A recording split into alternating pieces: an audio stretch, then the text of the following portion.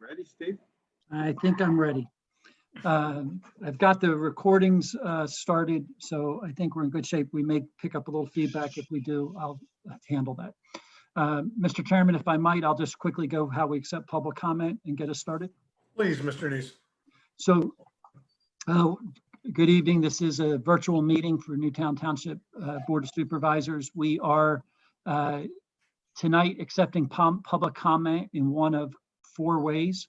You could have dropped off at the drop box out in front of the building, the blue drop box in front of the township building. Any public comment you had, I have checked that before the meeting. There was none there. You may also send public comment to publiccomment@newtowntownship.org. Public comment is all one word. Newtown Township is also treated as one word, .org. You can send public comment there as well. During the meeting, we take public comment from those who are listed as attendees in one of 2 ways.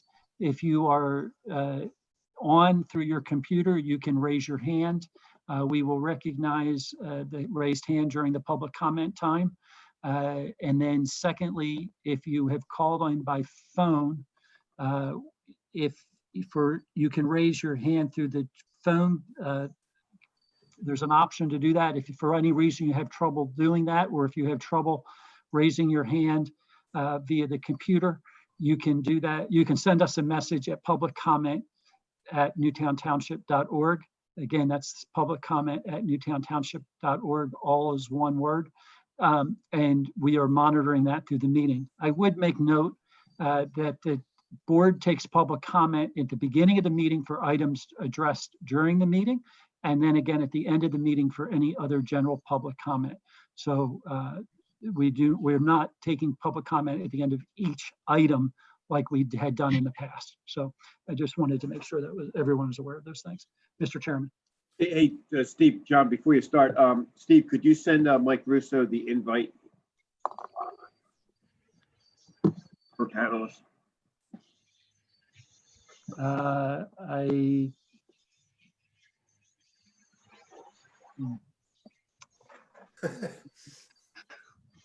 not sure how I can do that. Hold on a second. Let me see if I can do that once I'm in. That would be an important person to have on.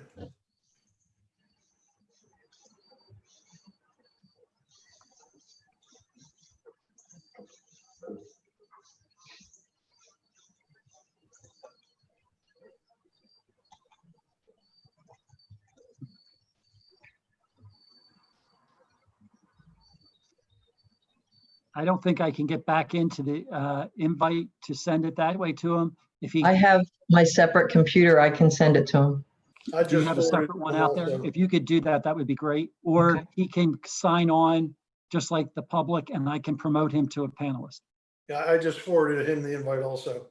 Okay, thanks. Steve, I could also do it as well as an administrator. We'll give him a minute or 2 to get on.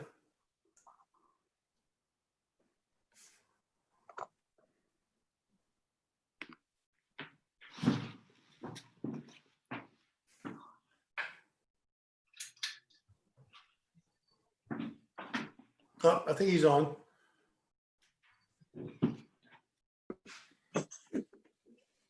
Yeah, There he is. sure. There he is. I'm here. He's got my name under him, but that's okay. Which is the real John Nawn? He's in technology grand.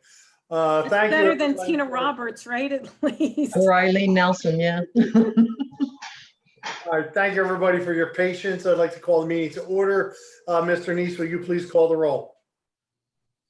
Mr. Nawn, Present. Mr. Partridge, Here. Ms. Roberts Lightcap, Here. Mr. Russo, Here.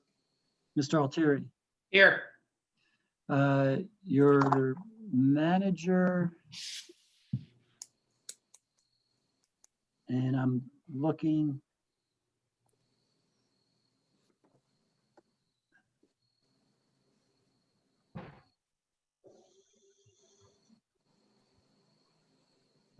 Sorry, your solicitor's here. I need to bring him into the meeting. He's over as attendee. I'm promoting him as panelist. And your manager and solicitor and your engineer here. Great. Sorry. Thank you, Mr. Neese. Before we go to our moment of silence, just let me make a statement here. I guess we did receive one comment today, a public comment regarding our moment of silence. Somebody had asked, I guess, or questioned why we don't actually pray as opposed to offering a moment of silence, referencing both the House and Senate, I guess, the United States, who pray before their meetings. I appreciate the concern. I guess on the board, we've always recognized the various faiths, creeds, and such of our diverse constituency. We've never simply prayed to one supreme being, deity, God. We recognize everyone's opportunity to pray to whoever they wish to, or to not pray at all. So we've always referred to these as our moment of silence, which I think we're going to continue to do. So if everybody will join me now in a moment of silence. If you don't pray to anybody, that's fine. You can contemplate or reflect or whatever. So please join me in our moment of silence. Pray if you wish. And let's, in our thoughts and our prayers tonight, let's keep in mind all of those affected by the wildfires in the western part of the United States. They are extreme. They are affecting a large part of our population. Many folks are putting their lives on the line to fight those. And let's all just keep them in our thoughts and prayers this evening.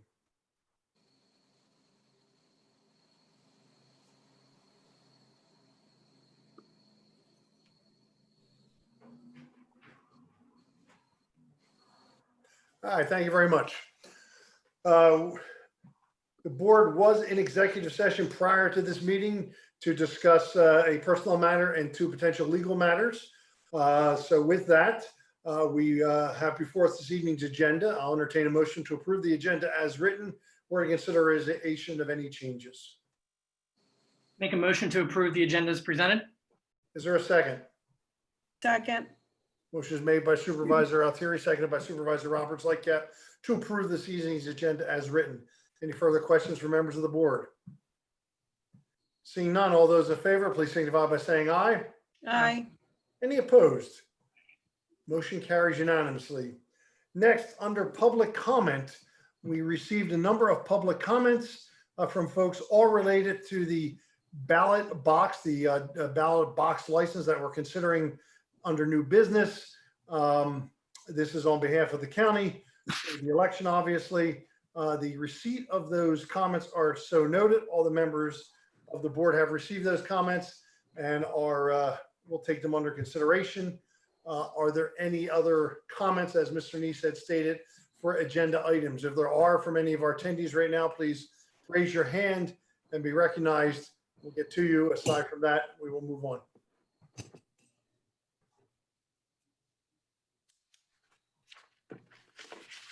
Mr. Neese, I see 24 agenda attendees and I see no hands raised. I agree, Mr. Chairman. All right, great.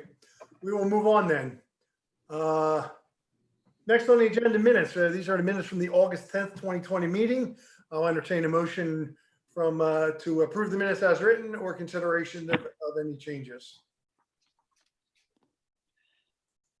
Make a motion to approve the minutes as presented, Mr. Chairman. Thank you, Mr. Altieri. Is there a second? Second. Motion is made by Supervisor Altieri, seconded by Supervisor Roberts Lightcap to approve the minutes from our August 10th, 2020 meeting as written. Any further questions or discussions from members of the board? Seeing none, all those in favor, please signify by saying aye. Aye. Aye. Any opposed? Motion carries unanimously. Next, item number 9. This is a resolution of recognition. It gives me great pleasure to offer a resolution regarding a fellow Eagle Scout, being one myself. I always love doing this. So I'm going to now ask Mr. Altieri to read Resolution 2020-28, recognizing Joseph Reitano's Eagle Scout achievement. Mr. Altieri. Thank you very much, Mr. Chairman. And Mr. Neese, I do believe that Joe is on here. So Joe, if you want to just put your hand up and we can bring you over in case you want to say something after we read this off. There we go. Perfect. So while we're doing that, it's as the chairman said, it's always an honor when we get to do this as a board of supervisors to recognize the achievements of individuals in our community. It's even more exciting for myself as Mr. Reitano grew up down the street from me on Mulberry. So I was on Valley View, he was on Mulberry. So resolution number 2020-28, recognizing Eagle Scout achievement of Joseph Reitano. Whereas Newtown Township recognizes and congratulates Joseph Reitano on his achievement of Eagle Scout, the highest honor bestowed by the Boy Scouts of America. And whereas this achievement represents countless hours of work and community service by Joseph as a member of Troop 122, based at St. Mark's Methodist Church in Broomall. And whereas Joseph's project consisted of the complete refurbishment of 3 permanent eyeglass collection mailboxes for the Lions Club of Broomall, as well as the collection of over 1,000 pairs of eyeglasses from the community to be donated to the Lions Club of Broomall. Now, therefore, be it resolved, the Board of Supervisors directs a copy of this resolution be forwarded to Joseph Reitano on achieving the rank of Eagle Scout with the congratulations and pride on behalf of all citizens of Newtown Township, adopted this 14th day of September 2020. Is there a second? Second. Motion is made by Supervisor Altieri, seconded by Supervisors Roberts, Lightcap, honoring, recognizing Joseph Reitano in his Eagle Scout achievement. All those in favor, please signify by saying aye. Aye. Aye. Any opposed? Of course not. The resolution passes unanimously. Congratulations, Joe. Do you want to say anything, Joe?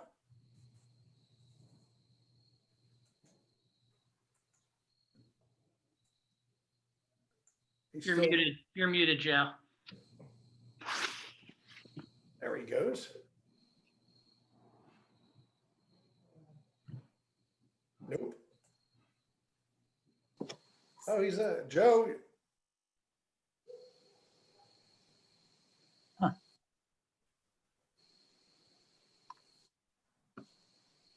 I don't know if He's unmuted, but maybe he doesn't have a sound up. That's always what trips me up.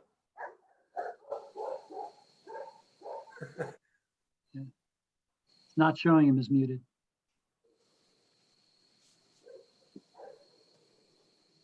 Okay, well, nonetheless, Mr. Altieri, you will, I guess normally we would hand this to Joe at the meeting. Since we're not in a meeting, Mr. Altieri, you will make sure that Mr. Reitano gets a copy of this resolution.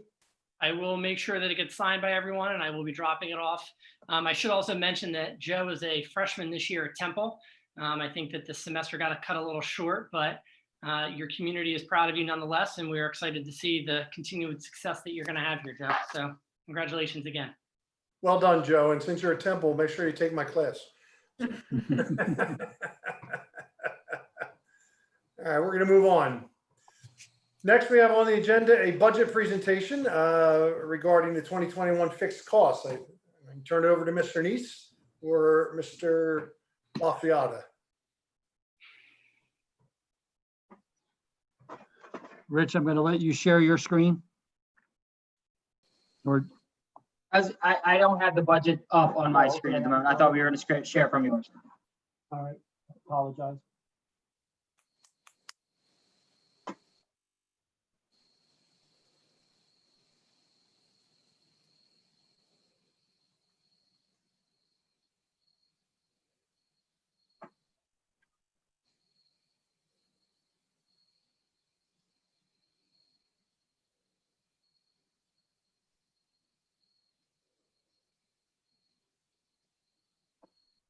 So, Mr. Chairman and Board, if I could, just take a few moments and talk about how we're going to kind of approach the budget this year. We're going to do it a little differently than we have in the past.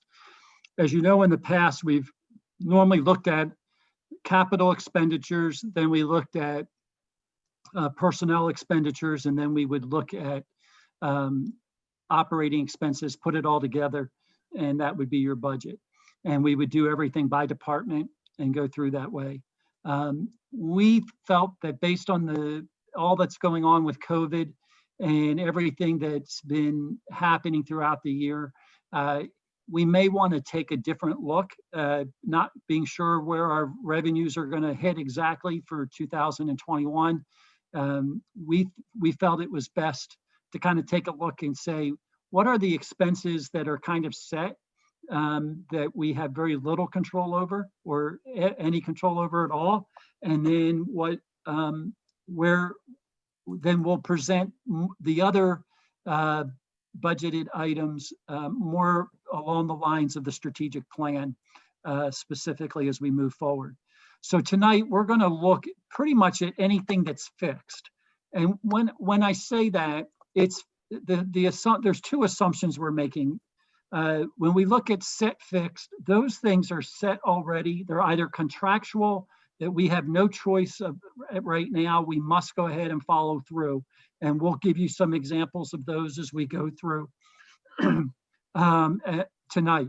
Then we're going to look at negotiable fixed. And so these are things like our insurances and things like that, we're going to have insurance. We can't eliminate having insurance, but they may be negotiable. We could either negotiate with our current provider, or we could potentially do some shopping around.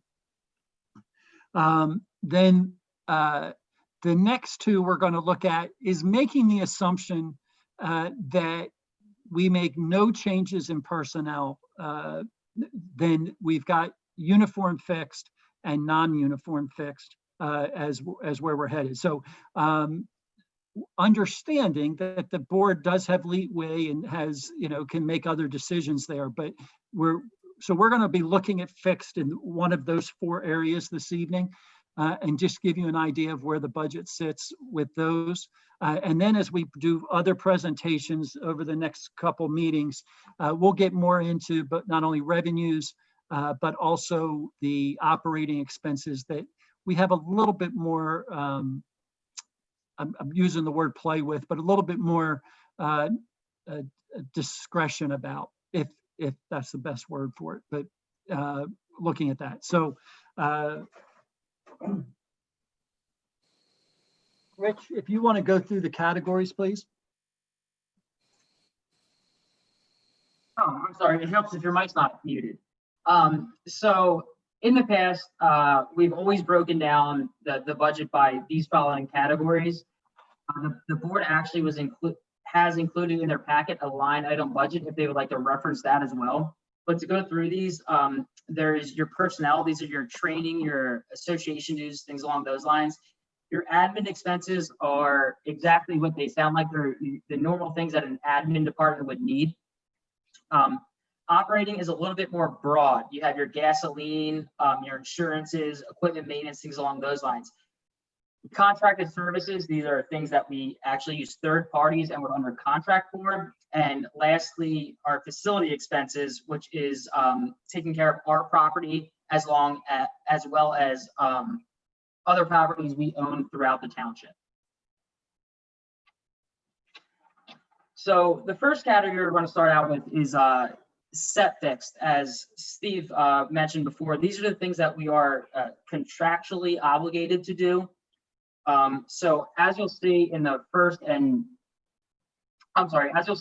category, you'll see legislative and tax collector. Under each of the departments, you'll see salaries and wages. These are wages paid to the Board of Supervisor and the tax collector that are set by second-class code. Therefore, we deem them as set fixed. And as you'll see, there is no increase or variance between the 2020 and the 2021 budget. Moving on to facilities. This $850 represents Newtown Township's hydrant tax. Each year, the general fund pays approximately $850 to the hydrant fund in order to cover hydrant tax on properties the township owes. Again, we're not seeing any increase from 20 to 21. So the 411, the fire, the operating. This is the fire state aid. This is a direct pass through from the state to. I'm sorry, my screen just went blank.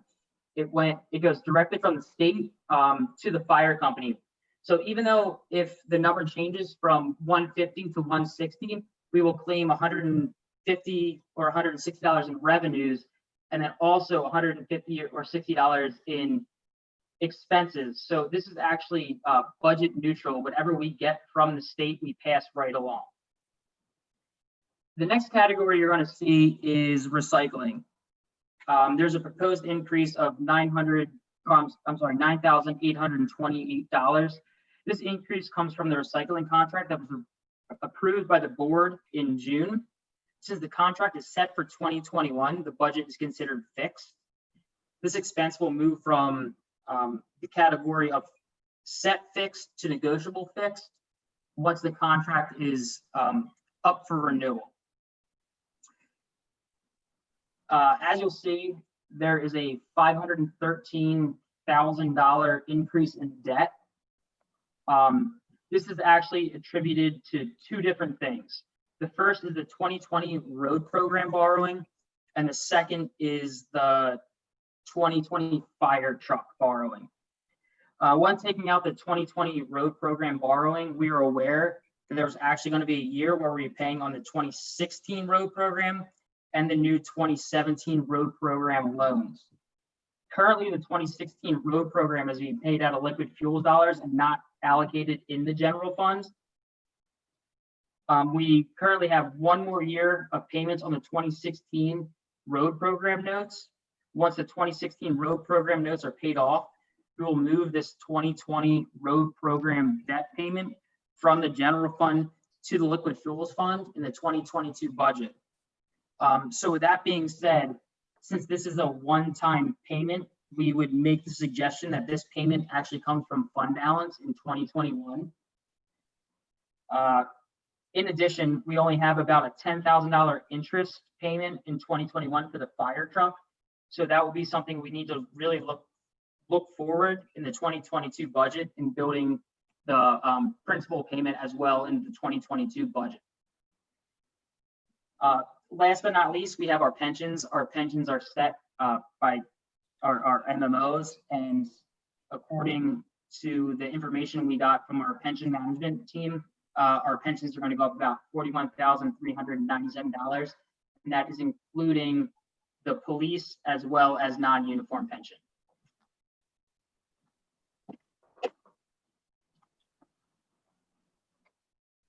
So moving on to the non-negotiable fixed, most of the increases you're going to see throughout this category are insurance-related costs. For the purpose of budgeting, we're going to assume that a 5% increase is going to happen in all non-health related insurance matters until we get a quote from our insurance company. That usually happens late September, early November. So with that being said, you're going to see a very small variance in the admin department. This is attributed to a 5% increase in vehicle insurance. Moving on to finance, the finance department, you'll see a $600 increase. This is associated with audited services. We're currently in our 4th year, which is optional. We had a 3-year contract with the 4th and the 5th year being optional. We're currently in the 4th year, which is optional.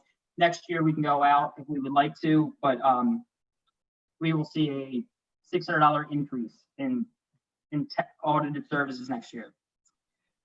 Tax shows an $84 increase associated with an increase in the tax collector's bond, as well as an LST increase.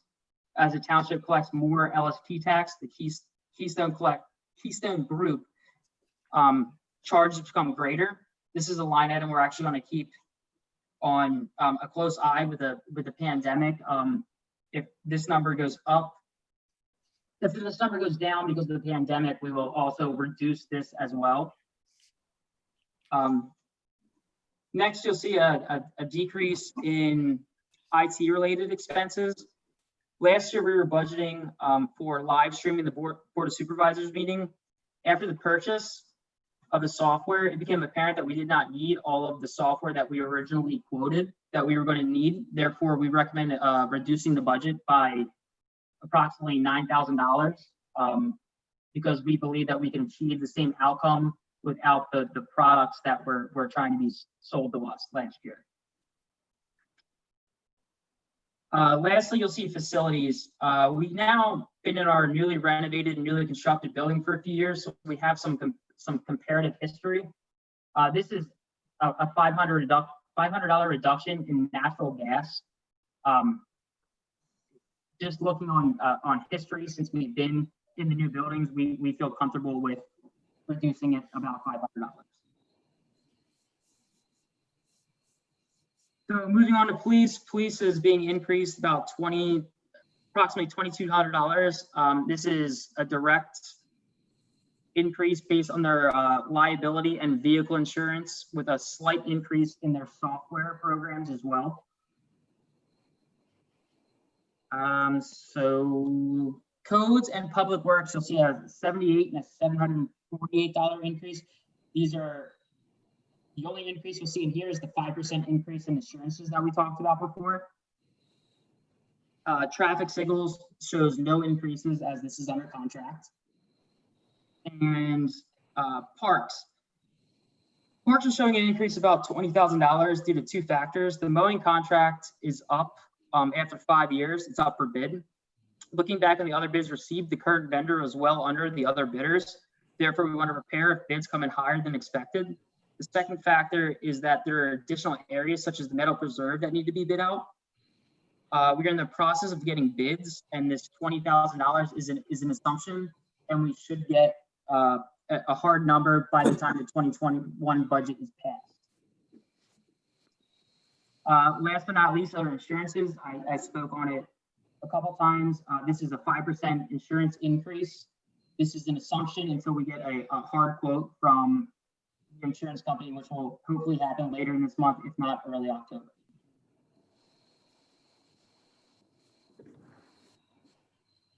So with that being said, our negotiable fixed costs went up about $19,422 from 2020 to 2021. Uniform fixed costs. So these are the costs associated with the police contract. There is one assumption being made in here, and we're making the assumption that our healthcare is going up 3%. So in the past 2, possibly 3 years, there has been 0% increase in health insurance.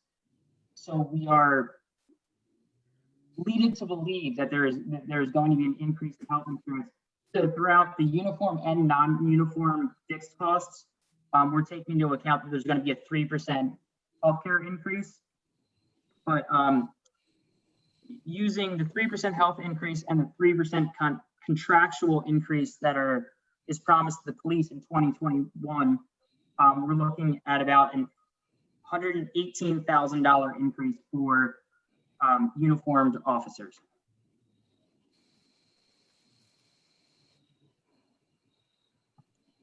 So the last category is our non-uniform fixed costs. Keeping that same mind frame that we are assuming 3% healthcare increase. This just deals with the staff that we're talking about now. This is no additional hires.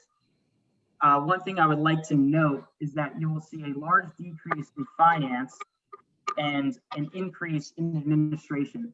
This is just the allocation of an employee. As I believe is later on the agenda, we are asking to replace somebody, and we're actually moving that person from the finance department up to the administration department. In addition, there has been talk about hiring a communications person.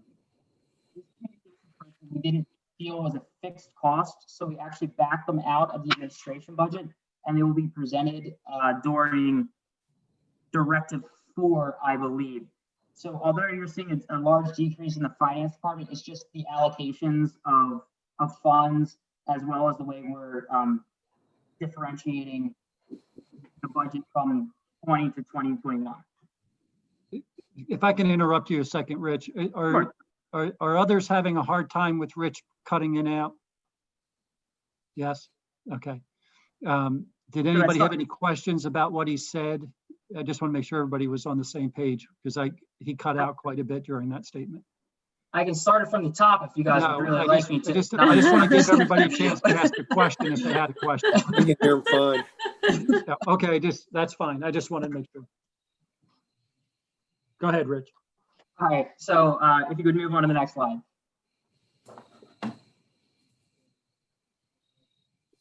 So with all that being said, we're looking at about a $655,000 increase from our 2020 fixed costs to our 2021 fixed costs. Like I spoke about during the debt, we're going to make a recommendation that about 500,000 of that come from fund balance because it's a one-time expenditure. So although that looks like a very large number, take into consideration that there's about $503,000 of that we're going to recommend coming from fund balance because it's a one-time expenditure.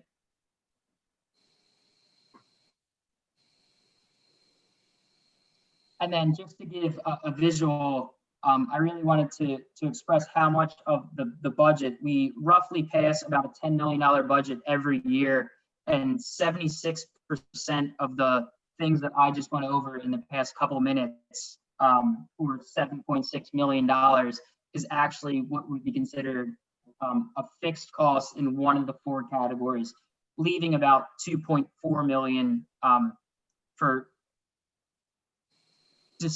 further discussion.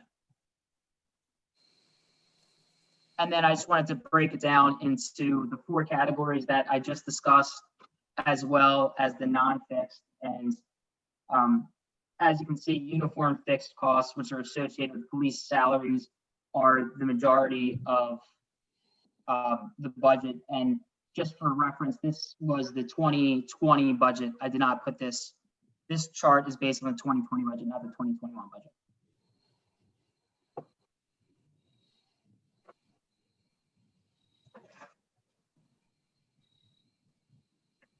So with that being said, does the board have any questions?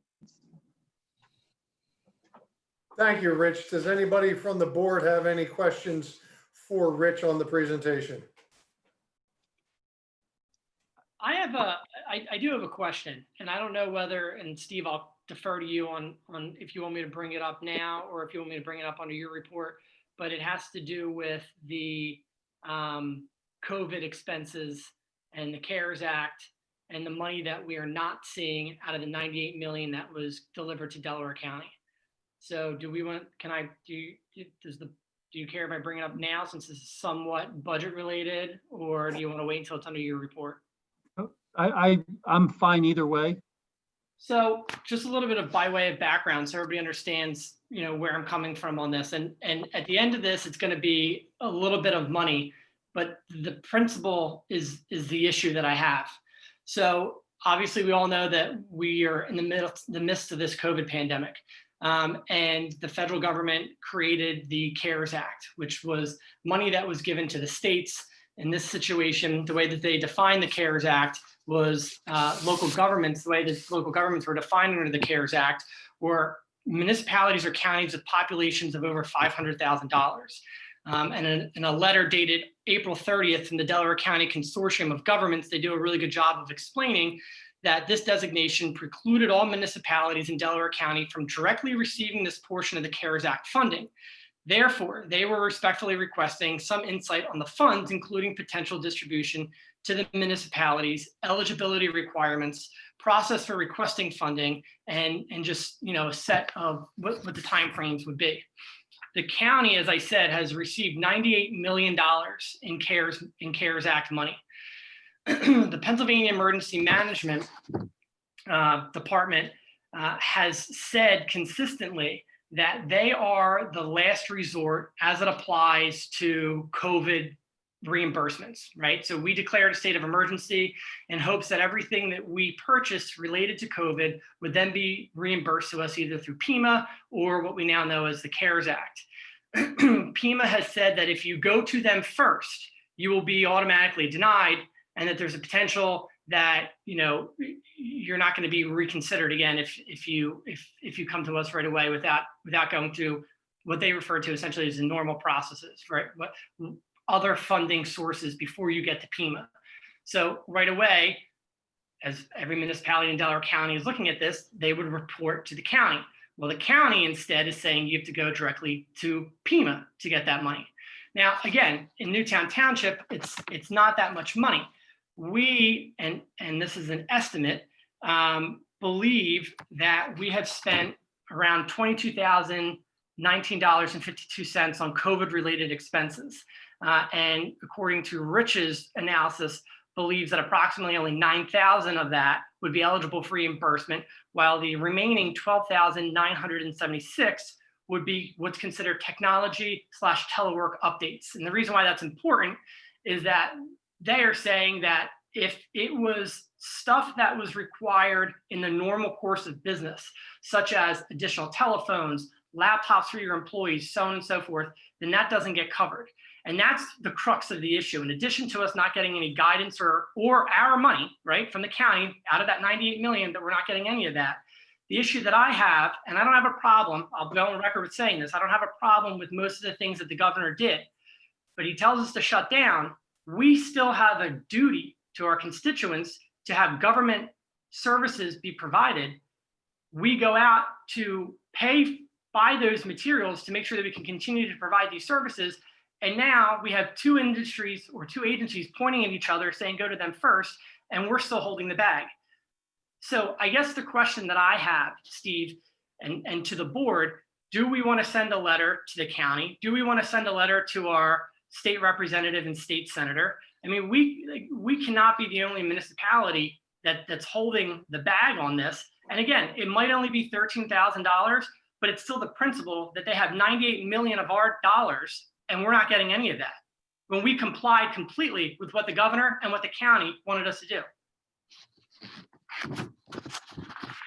Well, Mr. Altieri, I don't think there's any harm in us, composing a letter and firing it off to everybody. I mean, you raise a good point. This is the money. What is the county doing with that money? I mean, okay, we obviously don't want to spend a large amount of time on this since we're only talking about a relatively smaller amount of funds, but certainly that's another $12,000 or $13,000 that we could use in our budget. By all means, every penny counts. So I got no problem directing the manager to fire off a letter to the state, the county, and our elected representatives at the state level to find out what the heck's going on with this. I'll be in favor. Does everybody agree with that? Yes. Yeah. State, county, I will make note that through APMM, we are as a group also approaching on the federal level, encouraging our federal representatives in the next round to send the money directly to the municipalities, not make it be something that we have to work through a group above us. We all deserve the dollars directly for us and not have to, just because we happen to be in a county that has over 500,000 people, that the county gets to decide whether we get money or not. I think that's a good point, Mr. Neese. I think if you're going to the Fed, certainly pointing out as Mr. Altieri pointed out, that we've got competing agencies all pointing a finger at each other and no one's getting any money. So if that's the way it's going to be, then maybe the Fed should simply give us the money directly because, we can use it. Absolutely. And really, I mean, again, and I don't want to spend too much time on this because we just accomplished the goal that I wanted. But again, you look, people might say it's only $13,000. We're putting off capital improvements in this community because of COVID and how we are budget wise. And $13,000 is $13,000 we could be spending on reimbursing for all the expenditures that we had to incur, and again, rightfully so, to make sure that we were still providing basic services to our residents. Right. It's our money. We're entitled to go get it as a result of the federal directives. We should be able to go get it. So good point, Mr. Altieri. Any other questions on the budget? All right. Moving on, we have reports. Report from the police chief is attached. Mr. Lund is not, or Chief Lund is not on the line that I see, so we won't be asking him any questions. We have a report from our Public Works Director, George Sharitz, attached. Mr. Sharitz is on the line. If anybody has any questions for Mr. Sharitz, or if Mr. Sharitz has anything that he wants to add, he can certainly raise his hand. We can bring him in, but. I just want to say Stony Brook Boulevard, Campus Boulevard looks amazing. Oh, So good. thank you for that. Thank you, Mr. Altieri. I would agree with you. They do look great. I had a question for George. Are we paving parts of the Goshen Trail?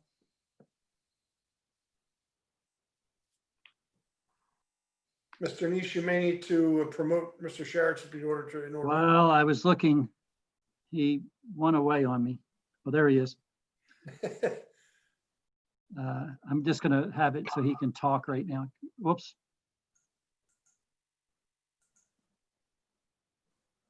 Hey, this is George. Yep, go ahead, George. Thanks. Gotcha. So yeah, we are paving portions of the Goshen Trail, just parts that we're constantly having problems with. So we're not paving the entire trail at all, but both the Goshen Trail and the Bishop Hollow Trail, where we keep having washout issues. And again, we just had another round of washout issues. We're paving those portions for safety's sake. Are we still getting a lot of water off of the just above us on the new Toll Brothers development? I have not noticed it specifically like we had before with the Toll Brothers, but we are getting it certainly from that side washing down. So before there were some very specific areas that were egregious, and Right. now it's some of the more general washout that's still occurring. Okay. I think one of the challenges we have is we come back and we put down this crushed stone, and it doesn't have a chance to really compact enough before the next storm, and it just washes away again. And so George's team felt like this was probably a better way to invest some resources and not keep having to go back to the same spots over and over again. Okay. Good, Mr. Russo? Sounds good. All right. Any other questions for George while he's on the line? Okay, seeing none. Don't believe we have any reports from Mr. Redsek. Mr. Nish, you'll find out about that, why we don't have anything from Andy? Yeah, I will check and follow up. I think he was thinking he had it. This is one of those unusual meetings because Okay. we didn't have the second meeting in August. Right, okay. I've had a couple people that didn't turn in reports this I time. noticed our list was shorter, that's fine. That's why. Next is the finance report for Mr. LaFiata, which is attached. Does anybody have any questions for Mr. LaFiata? Nope. Next is our engineers report. Our engineers report is attached. Anybody have any questions for Eileen? Yeah, were those surveys sent out, Eileen, or did we just complete them? I know. They were mailed today, and there were over 500 in the two neighborhoods. Perfect. So we have requested those surveys be returned by October 1st. Okay. And we're hoping that we get a good response rate. If I might, Mr. Chairman, just in case there's anybody online or anybody who will be listening later, the surveys that are in question are to two neighborhoods that we know we have significant flooding issues during storm events. And so the surveys that we're asking for people to complete is so that we have a complete picture of homes that are maybe impacted or homes that may not be impacted during those storms. So we do encourage everyone, even if you don't find yourself impacted during the storm, if you'll fill out the survey so we know that, it will really help us make a better plan of how to attack the stormwater issue. Right, and these Can are you- surveys for the Tyson, Horton, Kaylee, Lewis area and the Heights area, correct? Correct. Okay. Steven, you guys will put something on the website too? Yes, we will. Okay. And there was Hey, also, I'm sorry. Okay. No, you go ahead, Mike. I just want to make sure that for the next storm, we have a team ready to go and investigate those basins behind, by the White Horse and Mullen Basin, Episcopal and Lister. Yeah. Episcopal and Toll Brothers. Yeah, because again, we got a ton of water and we actually flooded out somebody's house this time. Yes, we are poised. My only issue would be if we get those kinds of rains in the middle of the night. Yeah, I mean, obviously, but if it's during the day and it's other than that, and we just need to get the right people that can get over there, that we just want to make sure we have those people on. Absolutely. I also needed to, at the request of Mr. Neese, provide you an explanation for a change order that has been necessitated for the inlet repair program. In preparation for the program, we have historically gone through and evaluated what needed to be done prior to paving a street so that we were certain we weren't going to have issues after expending all those funds to do the paving with either depressions or sinkholes from problems with storm sewers or inlets. And in the course of that evaluation with Public Works, the start of the system on Campus Boulevard that runs from 15 and 17 down to Preston Run where it discharges. There is a 15-inch pipe that ran from an inlet on the odd side of the road to the even side of the road in front of 16 and 18. That system appeared to be badly damaged. And although we had hoped that we'd have a televised inspection in time, we did not. So a decision was made to put into the contract to fully replace 95 lineal feet of 15-inch RCP, believing that would be a worst case scenario. The contractor went to the site and saw cut Campus Boulevard between those two inlets. And when he began excavating till almost, I guess, the center of the street, he could not find the pipe. So we were called to the site to evaluate what was occurring, and it was determined through a little exploratory excavation that the pipe discharging from the, or I'm sorry, leading to the downstream inlet at 16 and 18 was actually going in a slightly different direction to a buried junction box. The work at that point stopped and the road was plated to evaluate what was needed, and they proceeded much like Glasgow did in Florida Park with a force account to make the repairs that were necessary to provide an M-top on the junction box in order to gain access in the future, and complete the repairs on the opposite ends of the pipe. The force account also involved the restoration of the trench that was excavated to that I mentioned at the beginning.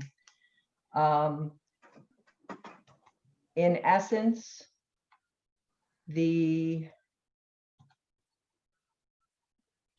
trying to find, okay.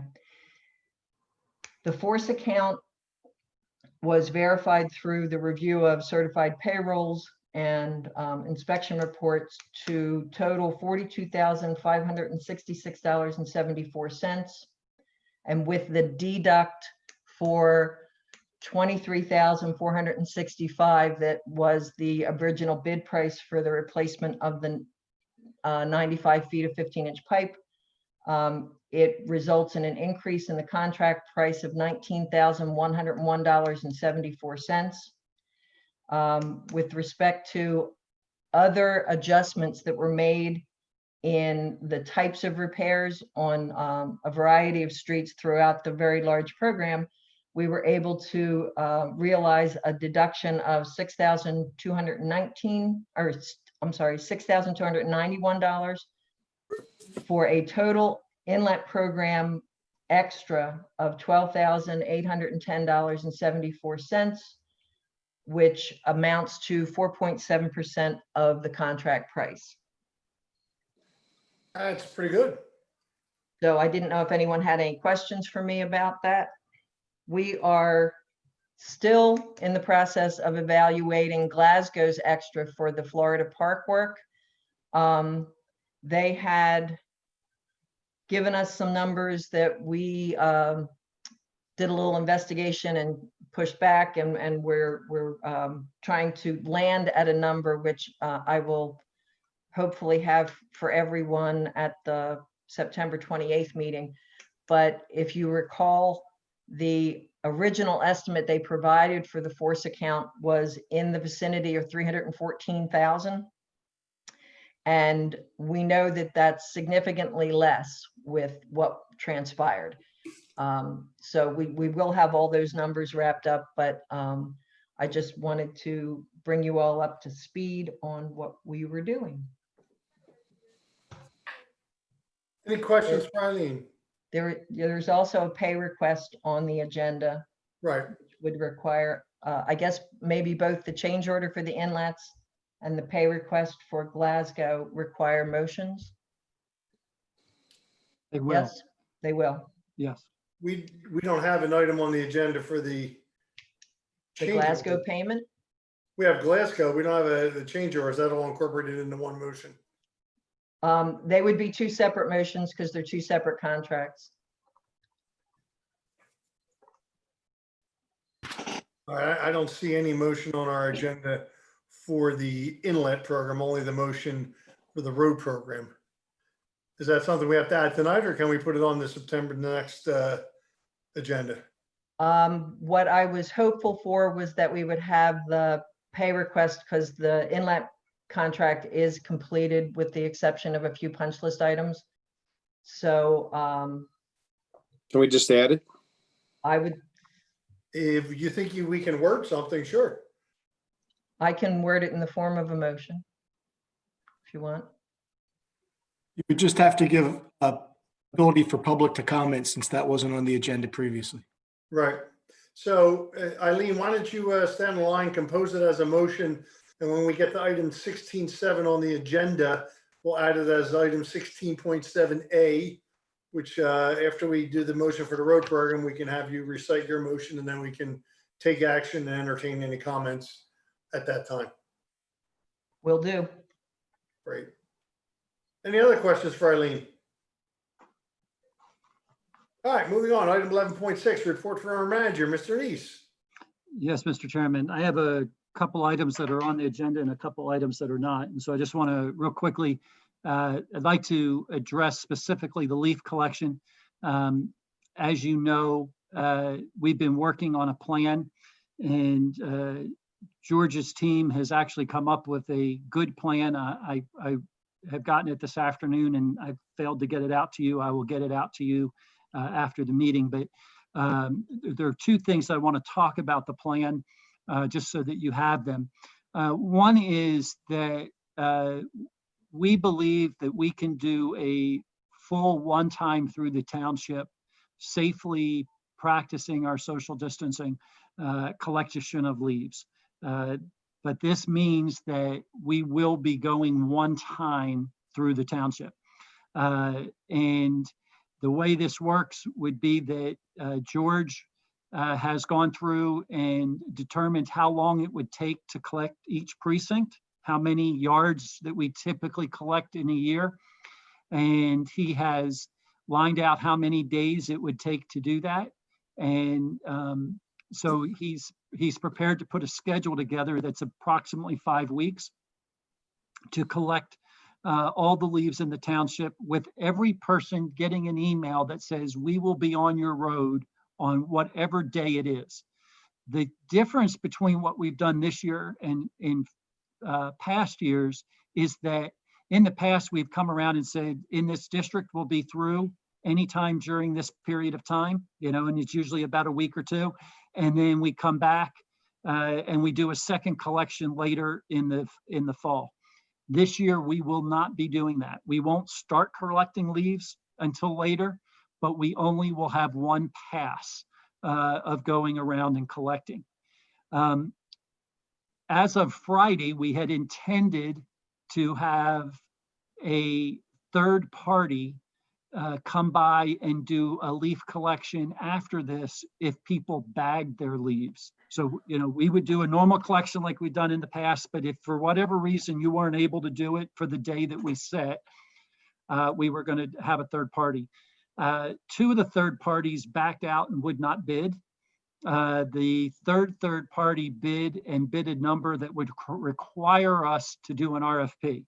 It was above the $20,000.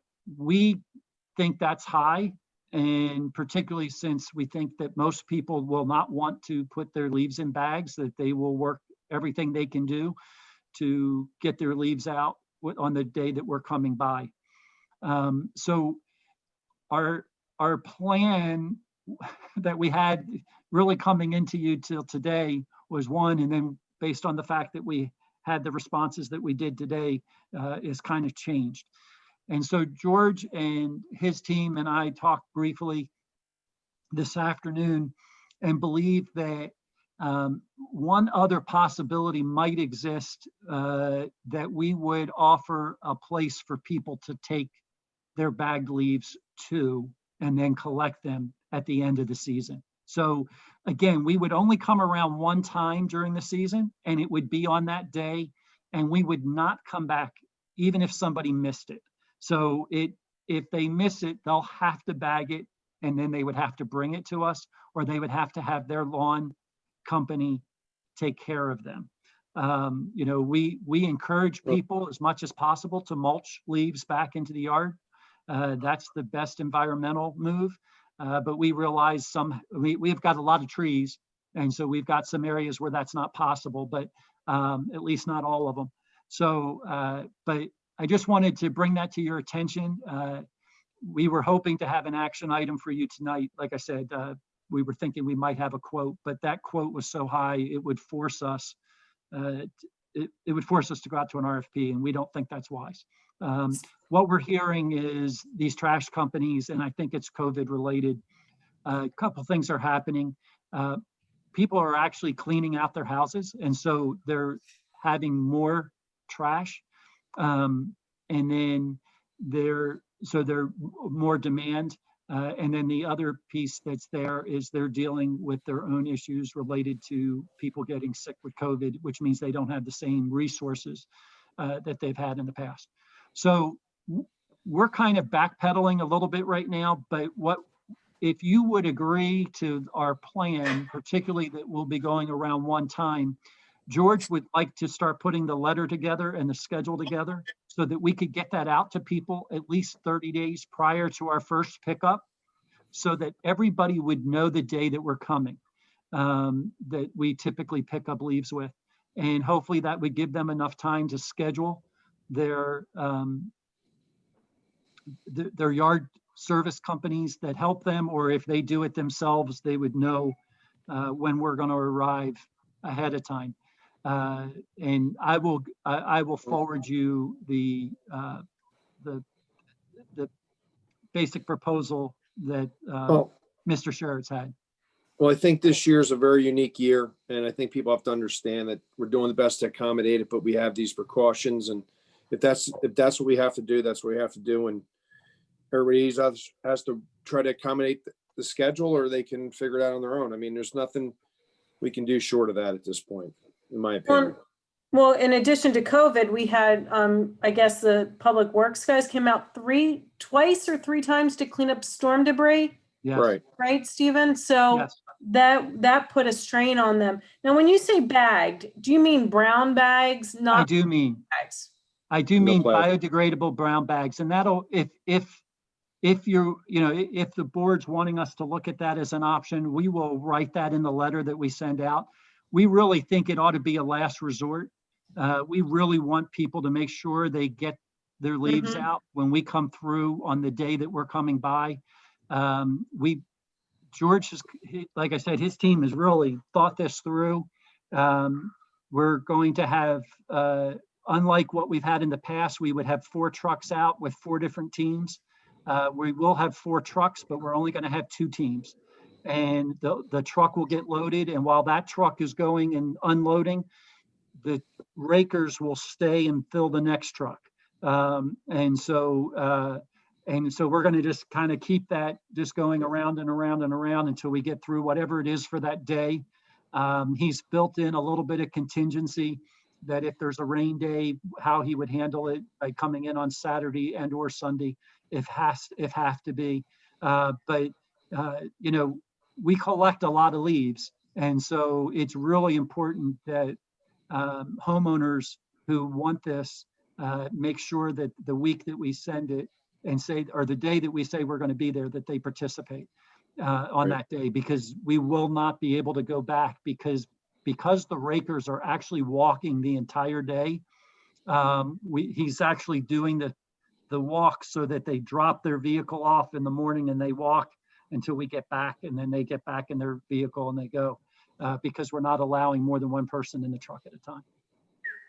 Wow. So I mean, I'm more than excited about how his team has made this work and what they've gone through to make it so that we can actually still do the leaf collection like we usually do it, you know, in regards to actually using the vacuum system. But you know, it'll keep us very busy and hopping to make it work.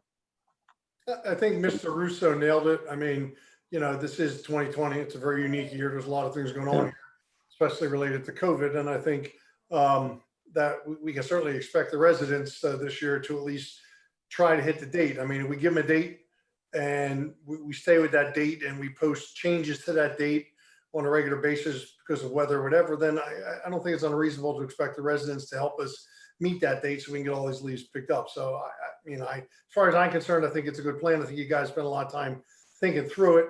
And the fact that we can get out and do the leaves this year, I think it's just good in and of itself. So I'm fine as long as we get it up on the website and keep everybody informed about what's going on.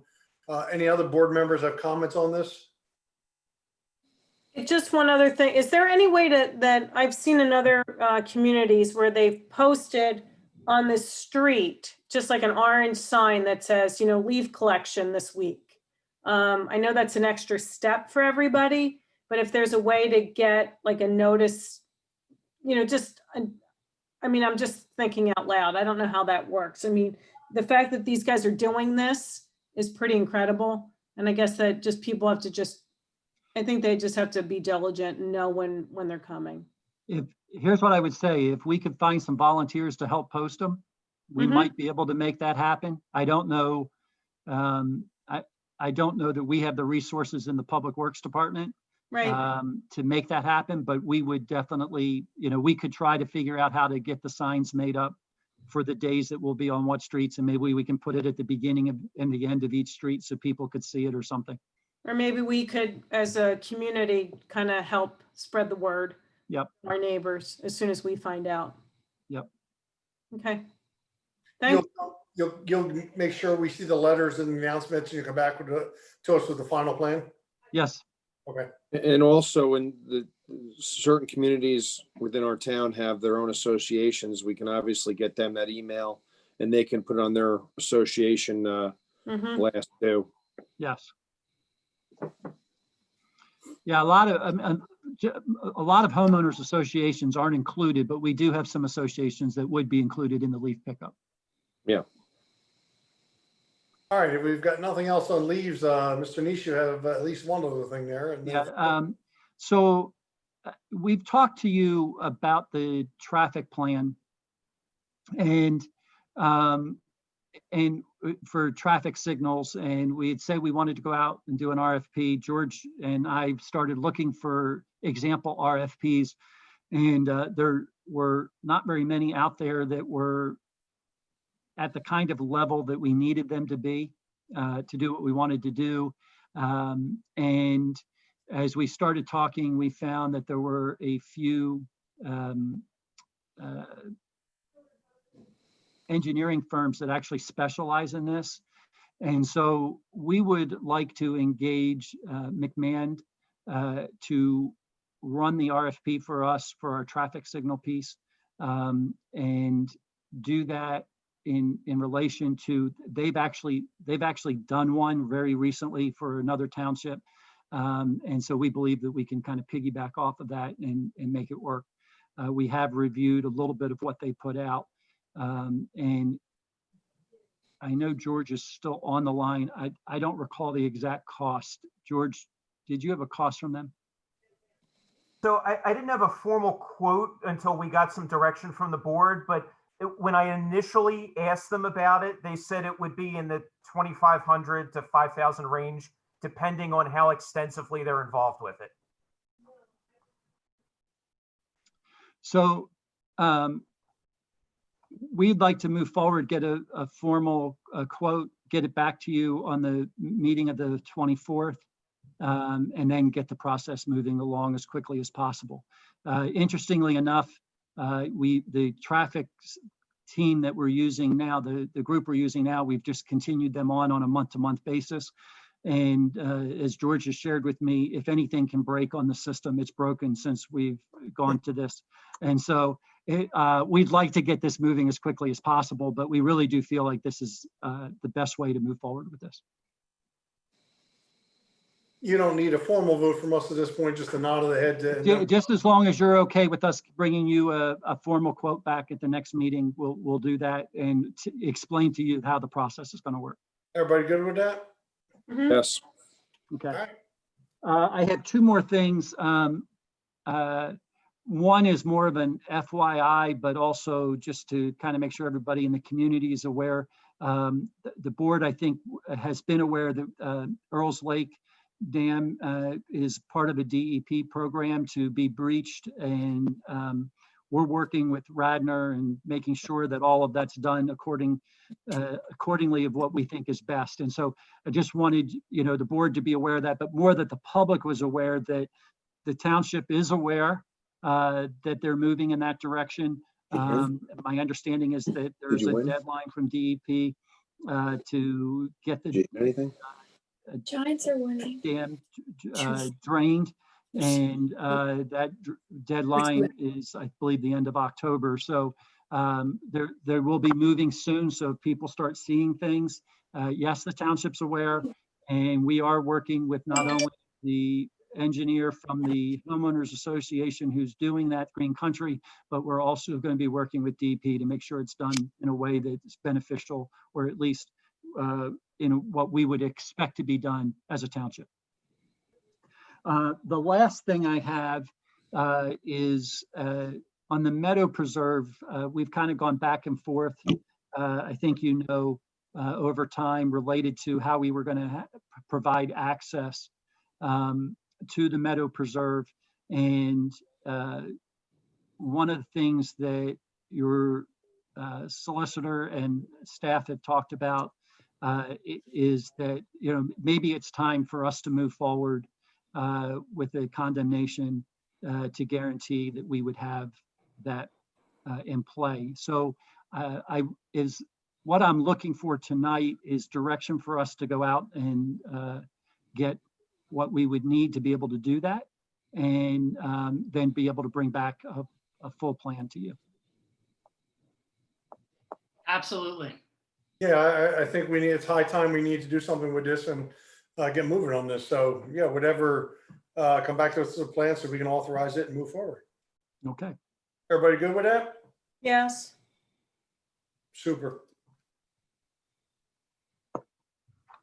Mr. Chairman, I believe everything else that we have is either been presented already or will be on the rest of the agenda. Any questions for Mr. Neese? All right. Seeing none, moving on to item number 12, appointment to boards and commissions. Since we did form our new Shade Tree Commission, we now have to populate it.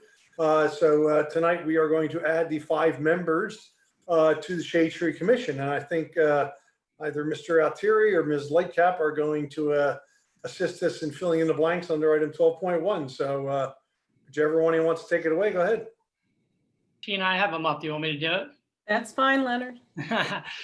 So the first thing that I want to say is, not to speak for Tina, but Tina can add this in because I think that we are 100% in agreement with this. The caliber of individuals that we had apply for this commission really was sort of outstanding.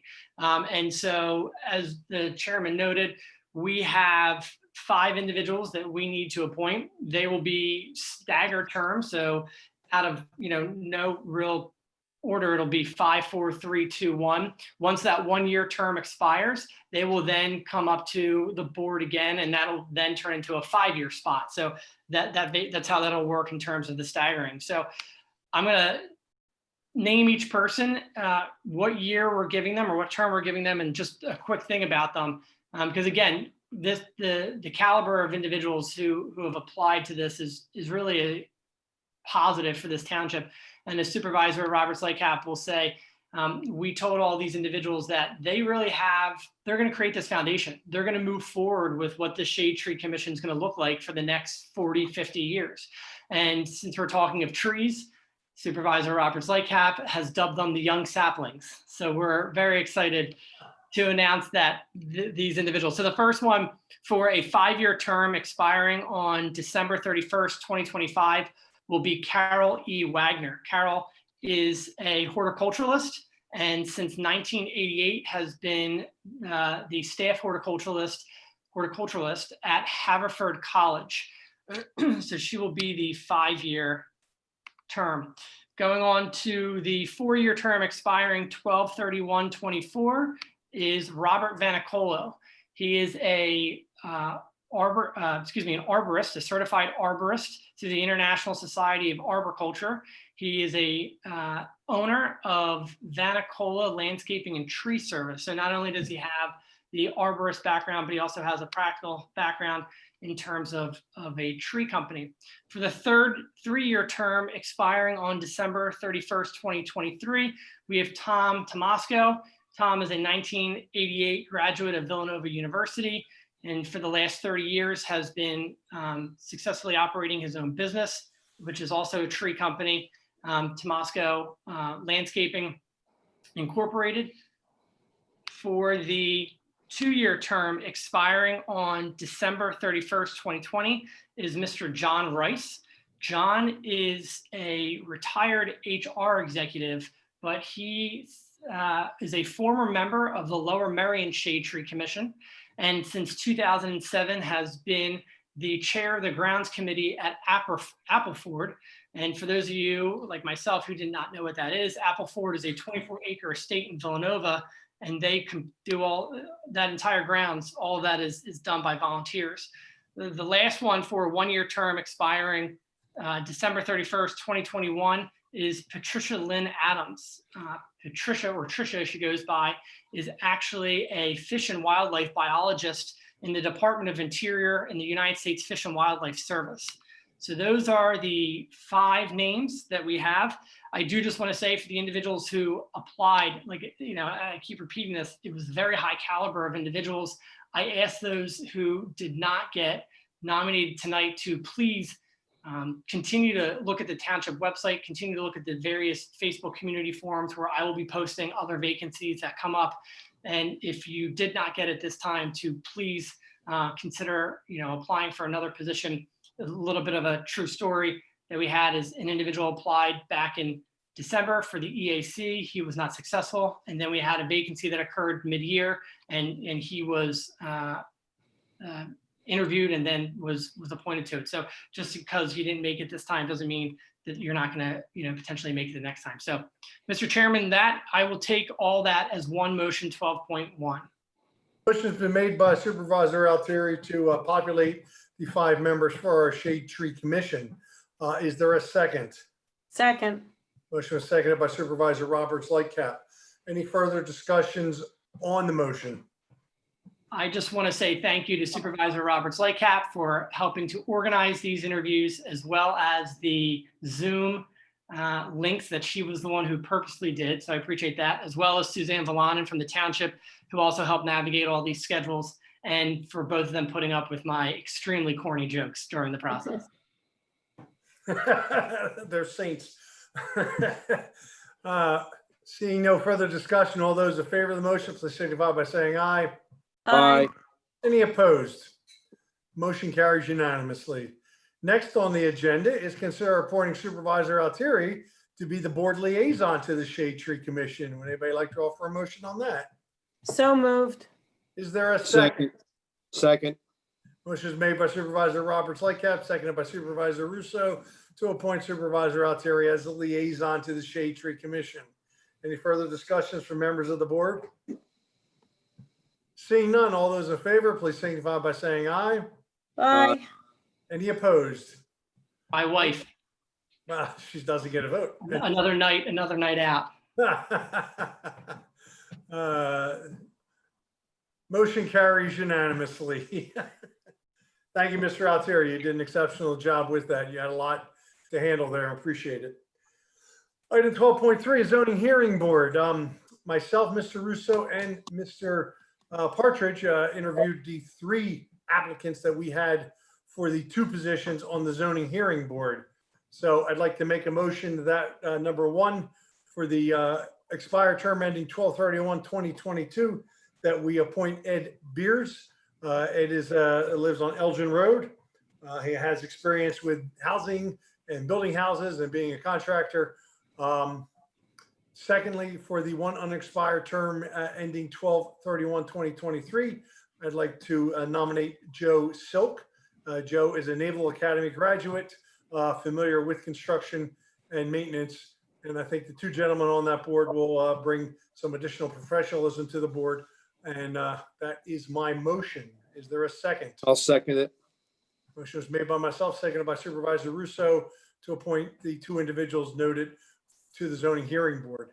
Any further questions or discussions on the motion?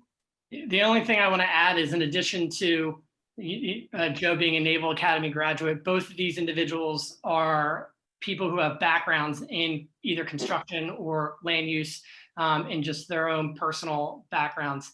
So I just want to make sure, one of the comments that we heard when Ed and I actually did the interviews in the wintertime was that one of the candidates who was not successful actually requested that we have individuals who have practical experience. And these 2 individuals, both from a professional and practical standpoint, and I believe kind of do that. So. Thank you, Mr. Altieri. You are correct. Any further comments or questions on the motion? Seeing none, all those in favor, please signify by saying aye. Aye. Any opposed? Motion carries unanimously. We now have a full zoning hearing board. Fantastic. All right, moving on to item 13, fund transfers. Item 13.1 is to transfer $250,000 from the general fund to the capital fund. This represents money that was budgeted in the 2020 budget to be transferred to the capital fund for the road program. Do I have a motion? Second, or I'll make the motion, excuse me. Motion is made by Supervisor Altieri. Is there a second? Second. Motion is seconded by Supervisor Russo to approve item 13.1. Any further questions or discussions on the motion? Seeing none, all those in favor, please signify by saying aye. Aye. Any opposed? Motion carries unanimously. Second is the request to transfer of $11,584 from the general fund to the streetlight fund. This money represents money that was budgeted in 2020 to be transferred to the streetlight fund for operations. We do this every year. Anybody would like to make a motion on item 13.2? So moved. Is there a second? Second, Motion is made by Supervisor Roberts Lightcap, seconded by Supervisor Altieri to approve item 13.2. Is there any further discussions or questions on the motion? Seeing none, all those in favor, please signify by saying aye. Aye. Any opposed? Motion carries unanimously.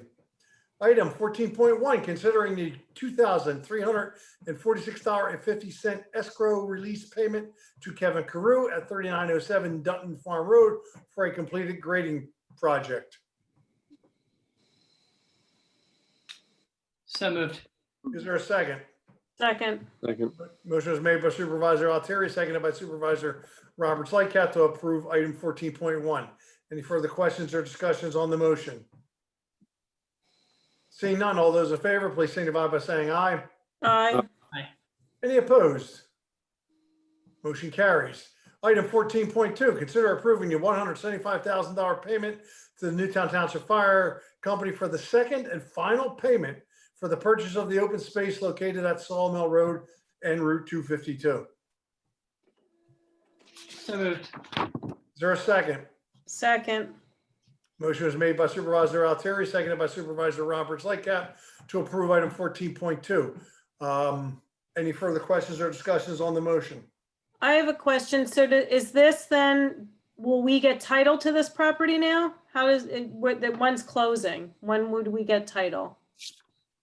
My understanding is that Joe, there's no like moment of closing, but Right. Joe is filing the deed with the county. And it's just a matter of when the county's open so that can get done. Okay. And you'll But let us know everything's when that, signed, everything's ready to go. and you'll let us know when that happens? Yeah, it should be, and it may already have been completed. I just haven't had Okay, to talk to Joe. okay, because it's kind of a momentous, Yes, You're absolutely right. This has been a long time coming. yeah, We've been yeah, working on this so, for quite a while. It seems kind of anticlimactic at this point, but right. And it's a nice addition for the township. it is a nice Absolutely. addition. and with this approval, assuming it passes, we will own that piece of property. So motion was made and seconded. All those in favor, please signify by saying aye. Aye. Any Aye. opposed? Motion carries unanimously. Fantastic. Woo-hoo. We should celebrate, right? We need balloons or something on the screen. I'm not that talented. Those confetti things on the screen. Okay, moving on to bills. I'd like to offer a motion that we ratify the checks paid on check register dated April 27th, 2020 in the amount of $8,415.84. Is there a second? Second. Motion is made by myself, seconded by Supervisor Roberts Lightcap to ratify the checks on check register dated April 27th, 2020. Any further questions or discussions from members of the board on this item? Seeing none, hearing none. All those in favor, please signify by saying aye. Aye. Aye. Any opposed? Motion carries unanimously. Before this evening's agenda, I had the opportunity to review the checks, both on check register A and B. So I'm going to try to take them in one motion. I'd like to make a motion that we consider approving the bills on check register A dated today, September 14th, 2020, in the amount of $1,493,412.15. And we also approve the bills on check register B dated September 14th, 2020, in the amount of $11,650. Do I have a second? Second. Motion is made by myself, seconded by Supervisor Roberts Lightcap to approve the bills on check register A and B as noted. Any further questions from members of the board on this item? Seeing none, all those in favor, please signify by saying aye. Aye. Any opposed? Motion carries unanimously. Moving on to new business.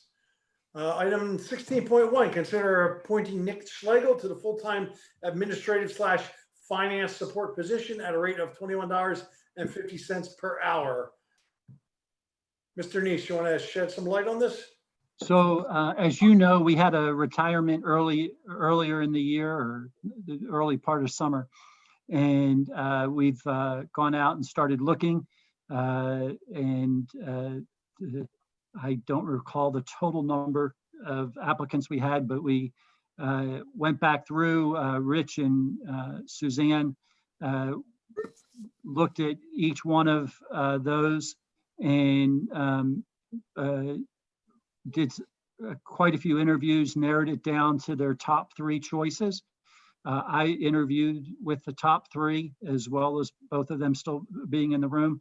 Well, Zoom made it very interesting way to do looking at bringing somebody on. One of the top 3 that we had actually got a position with, I believe it was the Haverford School District. And so we came down and with the top 2 and was pretty clear that this was the person that we wanted to present to you as our hire. This person will be working, doing some finance, but we'll be actually picking up some more administrative. We moved the HR function that we've had under Suzanne, but some of what Suzanne's doing needs to be moved somewhere to be covered. And so this person will pick up some of that, as well as continuing to do the accounts receivable for finance. It's, like I said, it's a variety of things administratively that they'll be involved in. And again, it's noted that this is not a new position. This is to fill a vacancy, correct? This is to fill a vacancy that we have. Does anybody have any questions for Mr. Neese? If not, I'll entertain a motion. You're muted, Ed.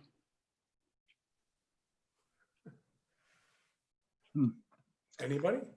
Ed's talking, but he's not coming across. Yeah, he sent me a text. He wanted to know if you heard, and I said I didn't hear him. No. Would anybody else like to offer a motion? Make a motion that we appoint Nick Schlegel to the full-time administrative/finance support position at a rate of $21.50 an hour. Is there a second? Second. Motion was made by Supervisor Russo, seconded by Supervisor Roberts Lightcap to approve the appointment of Nick Schlegel. Any further questions or discussions on the motion? I don't have any questions, but I do have, did I just cut someone off? No, I was just going to say, when you go to vote, if we're not hearing Ed, he at least needs to raise his hand so that we can count it as a vote. Go ahead, Mr. Altieri. I don't have any questions. I want to just say that I'm going to be voting no on this. It has nothing to do with Mr. Schlegel's qualifications. He clearly is qualified for this, being a graduate of Westchester University. But the way that I interpret a freeze on capital projects and everything else across the township that we all decided to do when COVID hit is that when there is a retirement or there's an opening, that you do not fill that. So I take the freeze to mean just that there's a freeze because we're concerned about budget ramifications. I get that this is going to come in at a lower cost than the individual who retired, but we are at the point, where we are looking at our budget much more closely because of the situation that we're in with COVID. So again, without belaboring the point, for that reason and that reason only, that we did institute a freeze, I will be voting no on this. Thank you, Mr. Altieri. I guess that was not my understanding, since that's why I wanted to make the point that this was to fill a vacancy, not to hire a new person, but certainly respect your thoughts on this instance, on this matter. Any other comments? Hearing nothing, Mr. Neese, I think it's best that you do a roll call vote, and we'll have to figure out how Mr. Partridge can be noted if he's not speaking. So, Like I said, if he can raise his hand, I can see him. So do we have a motion on the table? I guess we need a motion first. I believe Mr. Russo and Ms. Roberts actually made the Yeah, my motion. mistake. My notes, okay. So a motion was made and seconded to appoint Nick Schlegel to the full-time administrative finance support position at a rate of $21.50 an hour. Mr. Neese, would you please do a roll call? Mr. Partridge. Ms. Roberts Lightcap. Yes. Mr. Russo. Yes. Mr. Altieri. No. Mr. Nawn. Yes. So motion carries 4-1. Fantastic. All right. Moving on, item 16.2, consider ratifying the action of staff on the signing of the emergency declaration relative to Hurricane Isis. Did I get that right? On August 4th, 2020. I believe this was done just in order to cover ourselves should funding be made available, that we would be eligible to receive that funding for whatever we need it for. We did have some substantial cleanup associated with this. And if we don't have an emergency declaration noted, then we can't go get the funding. Did I get that correct, Mr. Neese? Yeah, and my understanding is it also may help one of our groups in town as well, because they had so much damage. Okay, great. Would anybody like to offer a motion? No move for approval. Ed, we heard you. I'll second it. Motion was made by Supervisor Partridge, I believe, seconded by Supervisor Russo. Yeah. Further questions or discussions from members of the board on this item? Seeing none, all those in favor, please signify by saying aye. Aye. Aye. Any opposed? Motion carries unanimously. Next on the agenda is item 16.3, consider approving the advertising of ordinance 2020-05, which amends Act 44, the deferred, stop moving the screen, deferred I'm retirement sorry. for police, otherwise known as the drop. I believe Mr. Partridge has a copy of this ordinance. I don't know if he can speak in right now.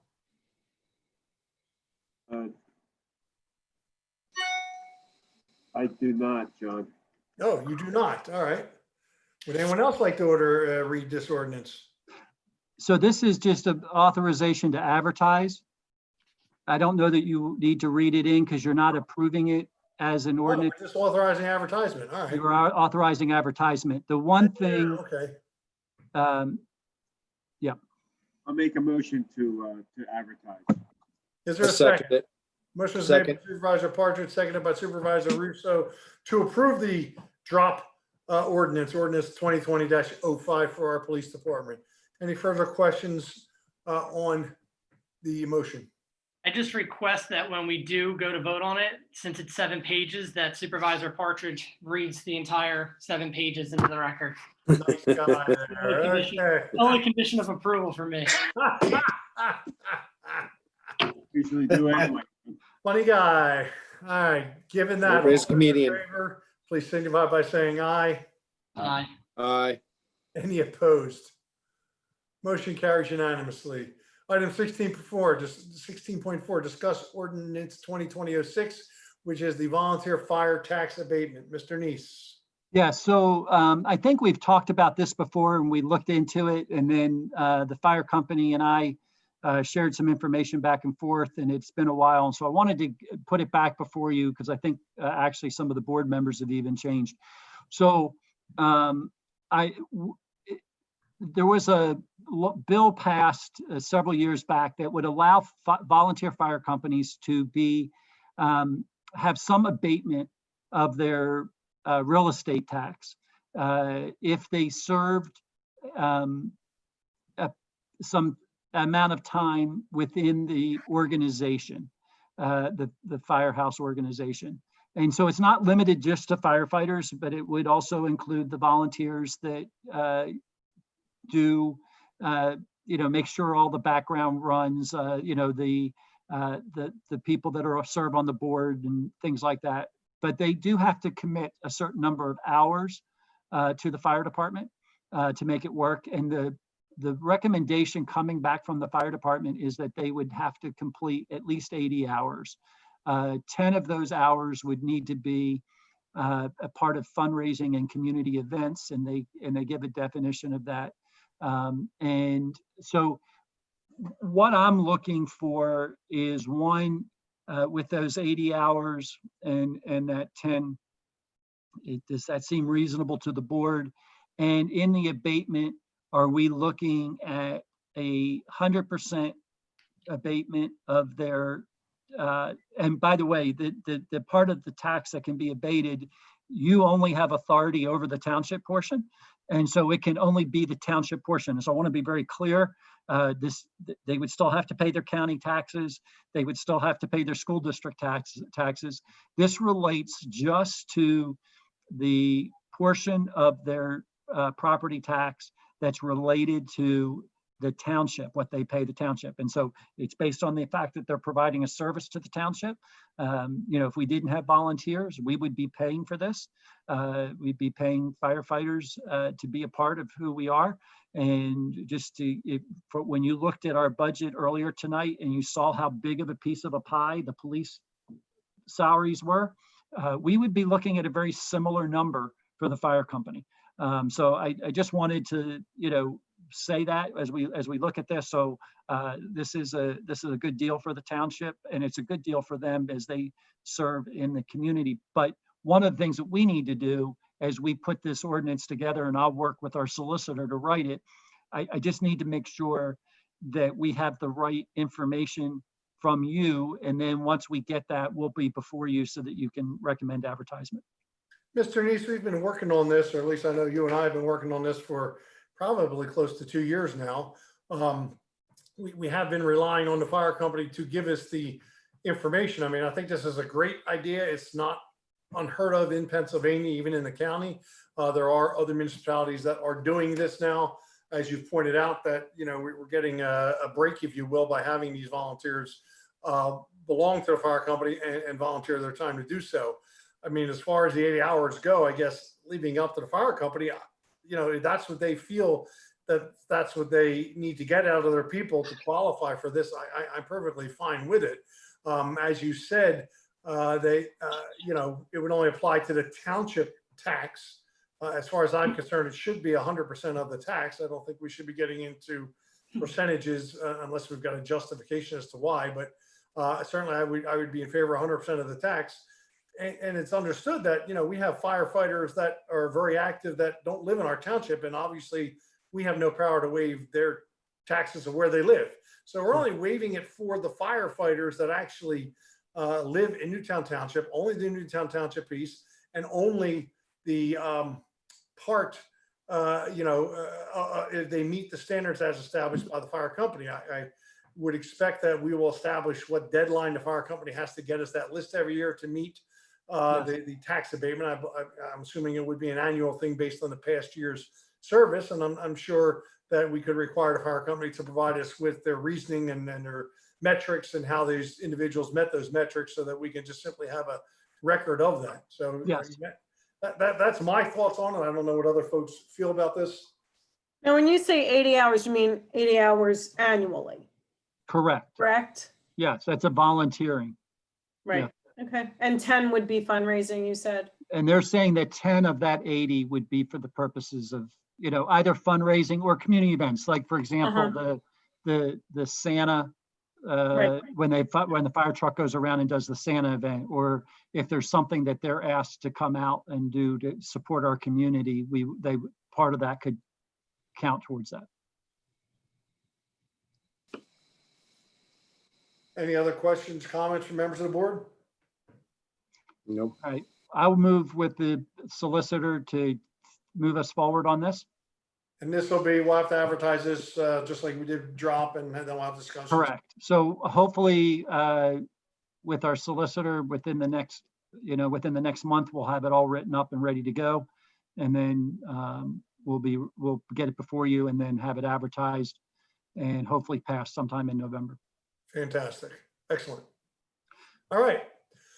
Moving on, item 16.5, consider approving a request from the fire company for a change order associated with the purchase of a new fire truck totaling $23,990 and an addition of $25,000 for equipment mounting. Now, both of these will be paid for in 2021. The fire company has sent a detailed explanation as to the costs. My understanding is that in lieu of buying a truck off the lot, which was apparently missing certain safety equipment or devices that were frankly required for operation, that the fire company has negotiated a truck on the line that will be built specifically for the fire company. And that's the result of the additional $23,990. The $25,000 for equipment mounting was always apparently, whether we knew it or not, part of the monies that needed to be spent. When fire trucks show up, they don't come with all the axes and fire extinguishers and flashlights and things like that mounted in them. This is not to buy that equipment. This is just simply to provide a place for the placement of that equipment. We don't, clearly when firemen show up, they don't have a big bin where they just dump all the stuff into and then try to root around to find it. I guess it needs to be hanging and mounted inside the truck at an appropriate location so they can easily get it for ready access. Now, with that being said, I know our fire chief is still on, I think. Mr. Everloff, yes, Chief Everloff is still there. Maybe Mr. Neese can promote him, allow him to speak or whatever the case may be, so that we can pepper him with questions if I somehow did not explain this well enough. So with that, any board members have any questions, comments, concerns with this? Well, yeah, I mean, I guess my question is, does the fire company have any, funds that could cover, either both of these or a portion of these out of their, Steve, what's the fund called that the fire company has? Oh, you mean the relief fund? The relief fund, yeah. Well, before Mr. Everloff responds, I guess, Ed, my understanding is that this is our truck, right? As the township is owning this truck. So we'd be asking the fire company to pay for things that are being placed on a Newtown Township truck, not a Newtown Square Fire Company truck. So I'm not sure that it's even appropriate for them to pay for it, but I appreciate your concern, and maybe I'll let Chief Everloff respond now. Doug? John, can you hear me? Yes. Yes. Okay. I really appreciate you entertaining this motion. So historically, when we go to purchase a fire truck, the process takes well over a year. we have a committee that's formed, and they basically go out to a lot of different apparatus and fire expositions to look at various apparatus and new safety features that are associated with purchasing a truck. When we purchase this particular apparatus, don't get me wrong, we're extremely happy with the product that we're getting right now. The issue lies with when we went out for the final pre-construction meeting, there were several safety features that weren't presented on the original piece of apparatus that we're purchasing that we needed to include in this purchase. And we were under the impression when we first started this venture back in June, there was a truck that was essentially being built when we were going through this process because it came up on us so fast. Our sales rep had informed us that there was $25,000 built into that truck for us to use to make necessary changes. We were under the impression that that $25,000 carried over to this piece of equipment. We found out at that pre-construction meeting out in Wisconsin that was not the case. And so that's why we bring this back to the board. So Doug, this is Ed. So my question for you is, the relief fund that you guys carry, outside the operating budget, does that relief fund have provisions to cover costs like this? It does. Unfortunately, so the fire company, when we built the new building, we took a loan out from the Relief Association, which drastically brought our capital funds from the relief down. In addition to that, we have SCBA, self-contained breathing apparatus, that we've been going after a grant through a federal grant for the last 3 years. And we have been unsuccessful because we live in Newtown Square in order to get this grant. We have to be prepared. The relief has to be prepared to spend $158,000, $160,000 to replace 24 SCBA on the truck because we have reached the life expectancy on the bottles, which is a 15-year lifespan on the bottles, and the packs are outdated. So we need to be prepared to spend $158,000, $160,000 for the SCBA. So to say that money would be available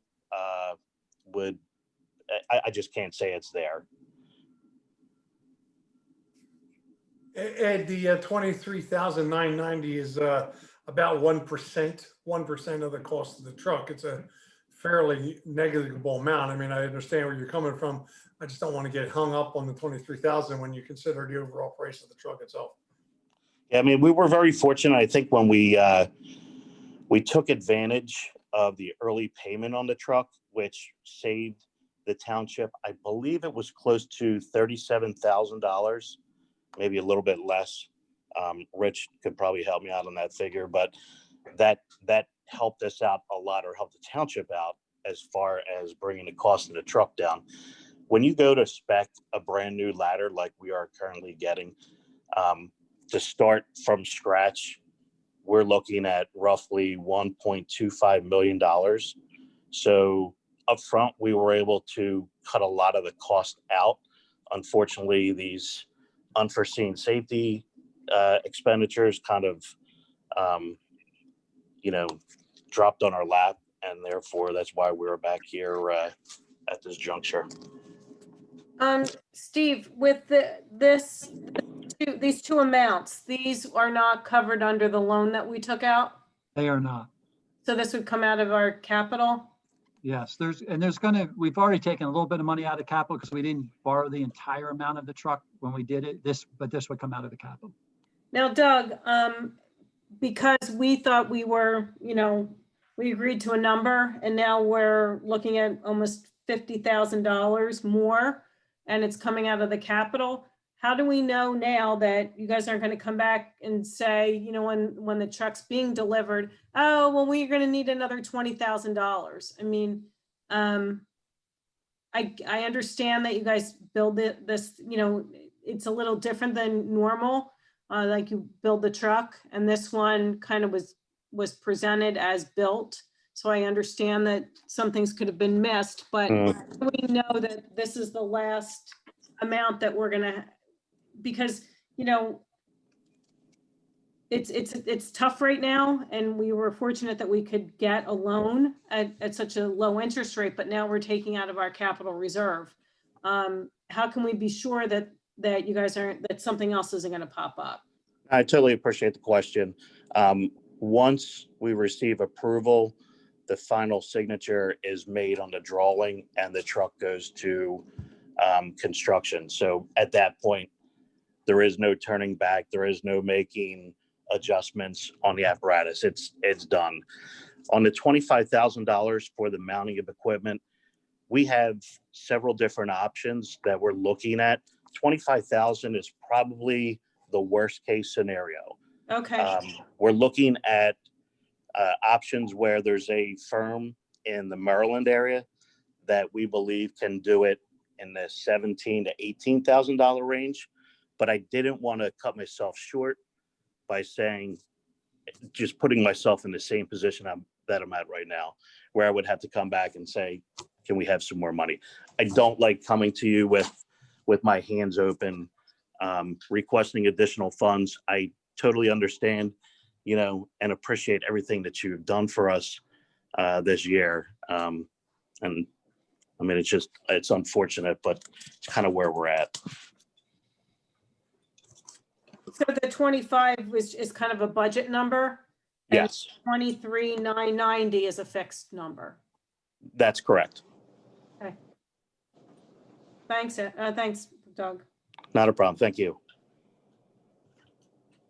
Any All other right. questions? John said, I'll make a motion to approve this item. Motion is made by Supervisor Partridge to approve item 16.5. Is there a second? Second. Motion was seconded by Supervisor Altieri. Any further questions or discussions from members of the board on this item? Hearing none, all those in favor, please signify by saying aye. Aye. Any opposed? Motion carries unanimously. Item 16.6, consider approving change order number 2 in the amount of $3,750 from Gilmore and Associates associated with the Greenways Open Space Plan that would address color blindness assistance for reading maps. This will bring the agreement total up to $84,100. Just a note that change order number 1 totaling $8,500 for preparation of up to 3 grants was previously approved. Mr. Altieri, would you like to offer a motion on this item? Mr. Chairman, I actually will be abstaining from this because under the Ethics Act, you can theoretically make an argument that I'm receiving a benefit from this since I am the colorblind supervisor on here. But I do just want to say one thing, and I did speak to the Township Manager to make him aware that I would be abstaining from this, and I will be sending my abstention letter in an email tomorrow. I'll CC you, Mr. Chairman, so it can be. Thank you. You need to do that. Yes, thank you. But I do just want to put out there, and this is not Leonard Altieri getting on a pedestal for this disability, if you want to call it that. I'm a little offended that in 2020 we are still not making progress towards colorblind maps. I'm a little offended that the individual said that he was excited about the project, but then in turn comes out and charges us $3,500 or $3,400, $3,700 for it. So, you know, I would love to say to this board, let's see if they will do it because it's the right thing to do. I think it's absurd that again, in 2020, this is something that is being discussed. And again, I'm not going to get on a pedestal and say that I'm the colorblind advocate of the year, but it is just mildly offending to me that in one meeting, he's saying that he's excited about it. And the next meeting, he's charging us $4,000 because of his excitement for it. At the end of the day, this will be a benefit to the other individuals in our community who are colorblind. But because theoretically under the Ethics Act, I can make the argument that I'm receiving a benefit, I'm going to purposely abstain from this. I appreciate your abstention, Mr. Altieri. And certainly you are not the only one in Newtown that is colorblind, I'd have to imagine.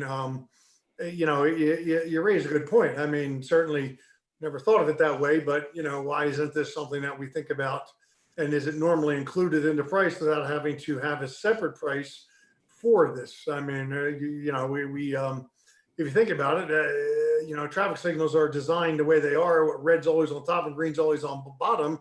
So you know when you approach a traffic signal, you can't see the colors, but you know if the top lens is lit or if the bottom lens is lit, what you're supposed to be doing. So, you know, one could argue that, you know, maybe in preparing maps for reading, that you know, these maps, especially something that's going to appear on the website, should already be set up for color blindness without having to pay extra for it, I guess. You know, it's just sort of like, you know, paying extra to put in a ramp. No, we have to put in handicap ramps no matter what happens. Not that color blindness is necessarily a handicap, but certainly, you know, in designing things, we have to keep this in mind. And probably, you're right, it should be designed or kept in mind as part of the engineering process too. So you raise a good point.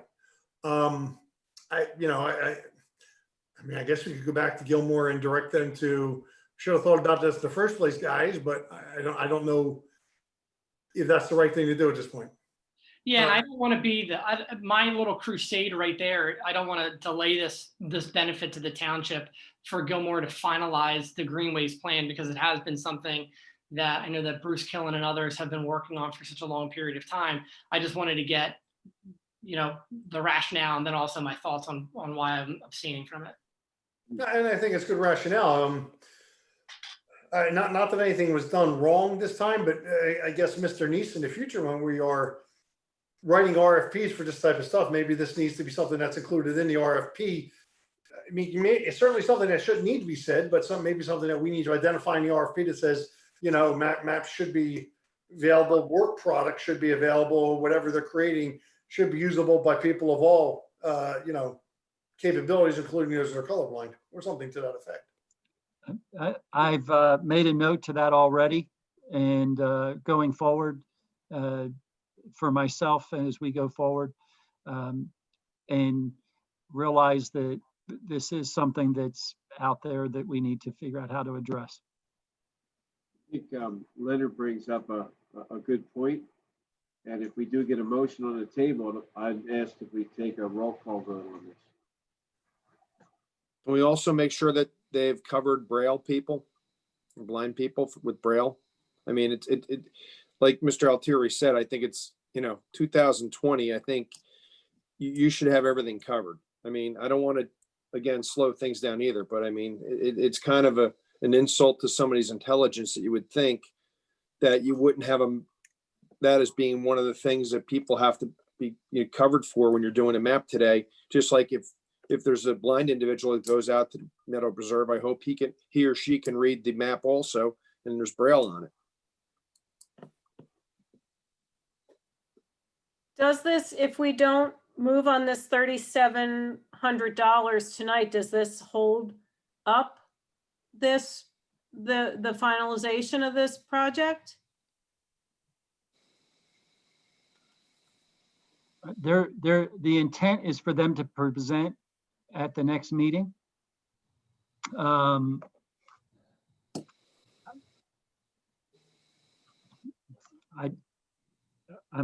I'm looking really quickly to see if Bruce is on. He was earlier. Yeah, I don't see him right now, though. Oh, he's on. There he is. If you don't mind, I'm gonna allow Bruce to speak, if that's okay. He's Sure. the person, he's the chairman of the, whoops. Did we get a motion first, John, or no? Well, And I then- mean, we can go either way. Why, if Bruce is ready to talk, let's let Bruce speak, and then we can decide what we want to do with this.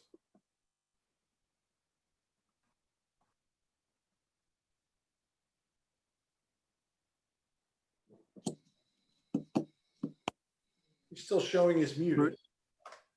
I don't know if Bruce is, I mean, I've done what I can on my end. Bruce has to unmute Bruce, if himself. you're listening, can you unmute yourself?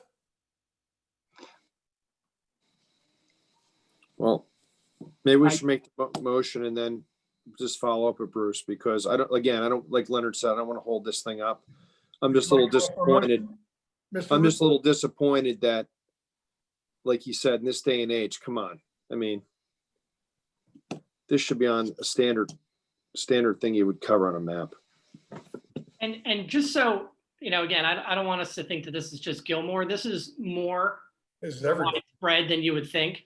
Oh, yeah. Steve and I had a conversation when I first got elected because, I have difficulty looking at the bar graphs that we put out. And, look, again, the good thing about this is that it brings awareness, right? And we think of something that we don't think of normally. And the positive being in this position is that it's going to help other people in the community. But I don't want us to think that this is a mistake on anyone's part in the township or Gilmore's. It's more a widespread problem that municipalities are starting to turn over. But like anything, it's slow, so. Well, maybe we take it as a learning moment and make sure that from now on, anything we do that involves any kind of this type of stuff, we make sure that there's language in there that says that they cover for folks that are colorblind in their material they present. That way we don't have this situation. I mean, it's one thing to learn one time, but I really don't want to have to learn again. Yeah, no, this is obviously an awareness thing that that it's not just limited to this particular consultant or to our particular township or anybody here. It's we need to raise the awareness on this. So, right. Would somebody like to offer a motion on this item to see where? I think Ed was trying to. Ed, you want to give us a motion? No, I wasn't. Sorry, Mike. I wasn't. I make a motion that we approve the change order number 2 totaling $37.50 for Gilmore and Associates with the Greenways Open Space Plan to address color blindness assistance for reading maps. Is there a second? Second. Motion is made by Supervisor Russo, seconded by Supervisor Roberts Lightcap to approve item 16.6. Any further questions or discussions on the motion? Just a roll call vote, John. Right, well, I'll get to that. If there's no further questions, Mr. Neese, would you please do a roll call vote? Yes, I will. 1 second. All right. Ms. Roberts Lightcap, Yes.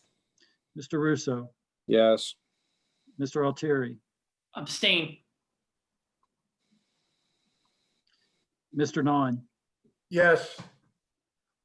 Mr. Partridge. No. Okay, motion carries 3 yays, 1 nay, and 1 abstention. Mr. Altieri, you understand you will send your letter in to Mr. Neese tomorrow regarding your abstention? Yeah, and I'll CC you to that, Mr. Chairman, as well as with council. Thank you, sir, and let's all work together and see if we can raise the awareness on this particular item. Interesting. All right, moving on, item 16.7, and consider approving pay request number 3 in the amount of $1,016,342.45 to Glasgow Inc. for the 2020 road program, still leaving a balance of $1,467,293.88 per the recommendation of the township engineer. So moved. Is there a second? Second. Motion is made by Supervisor Partridge, seconded by Supervisor Russo to approve item 16.7. Any further questions or discussions on the motion? Hearing none. All those in favor of the motion, please signify by saying aye. Aye. Any opposed? Motion carries unanimously. Now, if Eileen's still on the line, we can ask Eileen to read item 16.7A, which would be the motion for the change order for the inlet program. Eileen? Thank you, Mr. Chairman. Consider approving a change order for the inlet repair program contract in the amount of $12,810.74 for modifications to the overall repair scope, including the unforeseen pipe configuration on Campus Boulevard. So moved. Is there a second?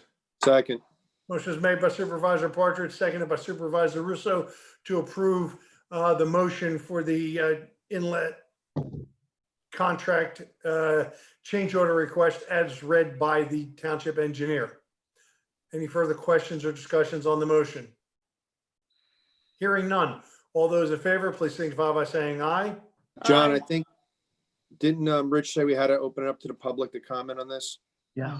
Oh, he If did they had say any that. questions, You're right. I don't want to, I didn't mean to interrupt you, but I didn't. No, wanna- no, that's a perfectly acceptable interruption. You're right. Okay, motion was made and seconded then. Before we take a vote, is there any member of the general public that would like to comment on this item since it was not included on the original agenda? If you would, please raise your hand and be acknowledged.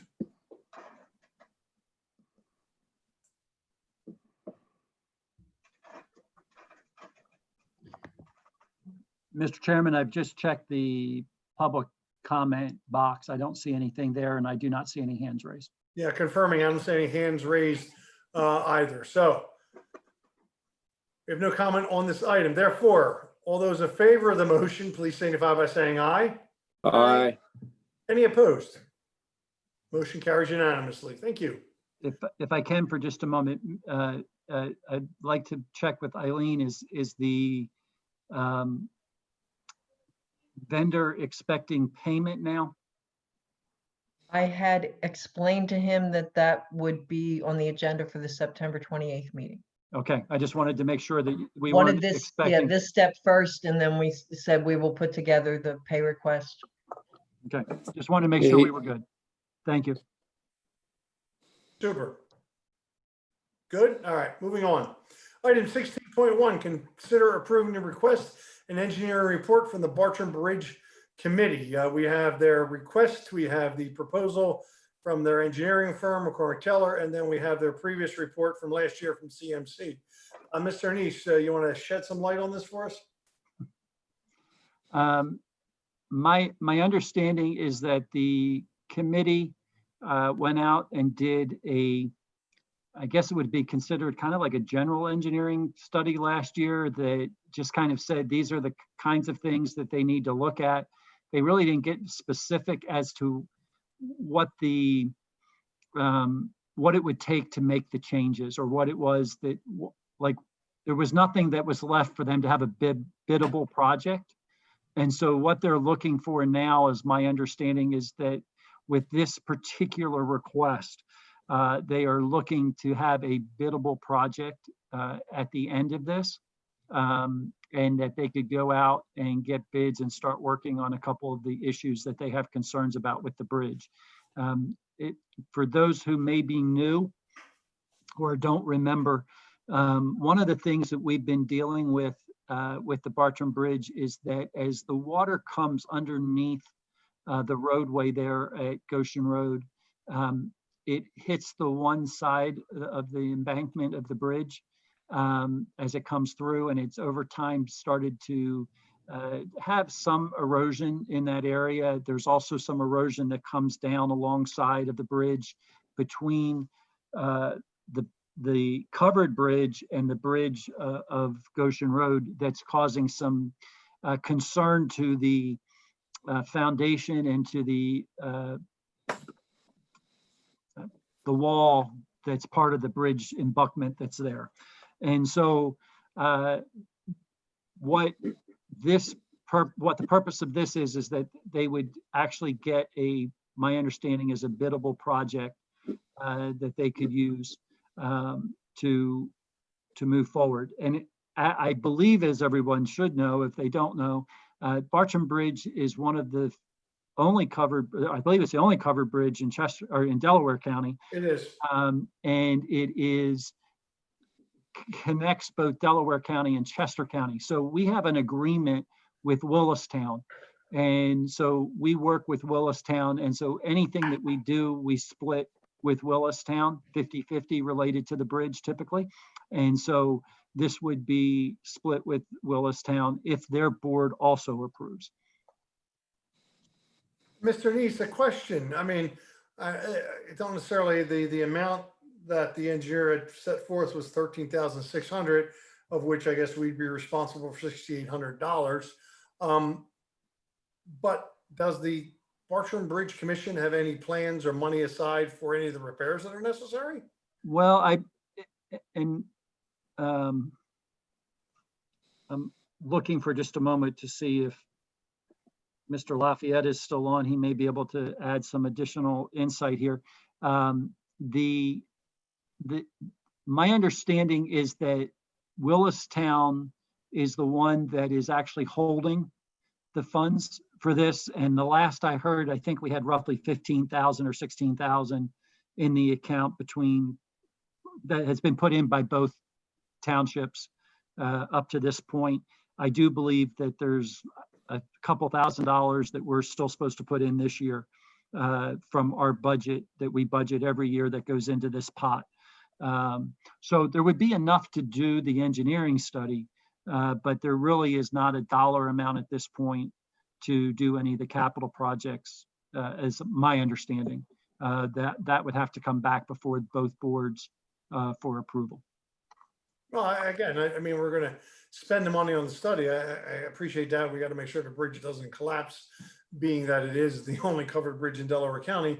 But I just get concerned. I mean, they're going to come back with a $250,000 worth of repairs that they have no means of paying for. That now we're just going to figure out how to budget half of that amount in our budget. It could be years before we can put that in the budget or justify putting that in the budget. Just to, not that I'm saying that as we should not approve the moving ahead, especially if they've already got the funds for the study. I just hope that the commission is thinking ahead of how they might fund some of this if something comes back and is expensive and needed to be done.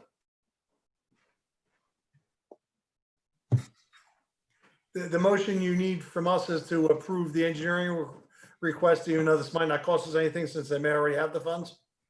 That's my understanding, yes. So really just approving the expenditure. All right. Yes. Anybody like to offer a motion on this item? So moved. Is there a second? Who seconded? I made one of the motions. All right, motion is made by Supervisor Partridge, seconded by Supervisor Russo, I think, to approve the request from the Bartram Bridge Committee for the engineering study on the bridge. Any further questions or discussions on the motion? Hearing none, all those in favor, please signify by saying aye. Aye. Any opposed? Motion carries unanimously. Next, item 16.9, consider approving the refund payment of $400 to Triage Restoration for an overpayment of a permit associated work performed at 133 Bryn Mawr Avenue. Would anybody like to offer a motion on this item? So moved. Is there a second? Second. Motion is made by Supervisor Partridge, seconded by Supervisor Roberts Lightcap to approve item 16.9. Any further questions or discussions from members of the board on this item? Hearing none. All those in favor, please signify by saying aye. Aye. Aye. Any opposed? Motion carries unanimously. Item 16.10, consider approving the 44,625 gallon per day related to Sector 1 Phase 2, which is the residential development relative to the Ellis Preserve as follows. This is for the 200 apartments, 63 townhomes, and clubhouse that have already been approved for construction by the township. Mr. Neese, any other, anything else? So this is related to obviously your 537 plan that the township owns. Because of our membership in the CDCA, they require that we approve this as a board in order for them to have their approval. I would make note that this is part of the allotment that was for the Ellis Preserve. There will be, they will need some additional allotment when they go to do the retail / hotel / office area.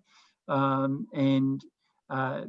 they're working on that, and they will put forth a 537 plan adjustment to do that. But that's basically what you're looking at. I would make note that the clubhouse is being treated as 2 units, just for purposes of a EDU equivalent dwelling unit, is being treated as 2. But as you said, this is already in the allotment as we expected, correct? Correct. And this goes to CDCA, not RHM? This goes to CDCA. CDCA has approved it contingent on us approving it. All right. Any further questions on this?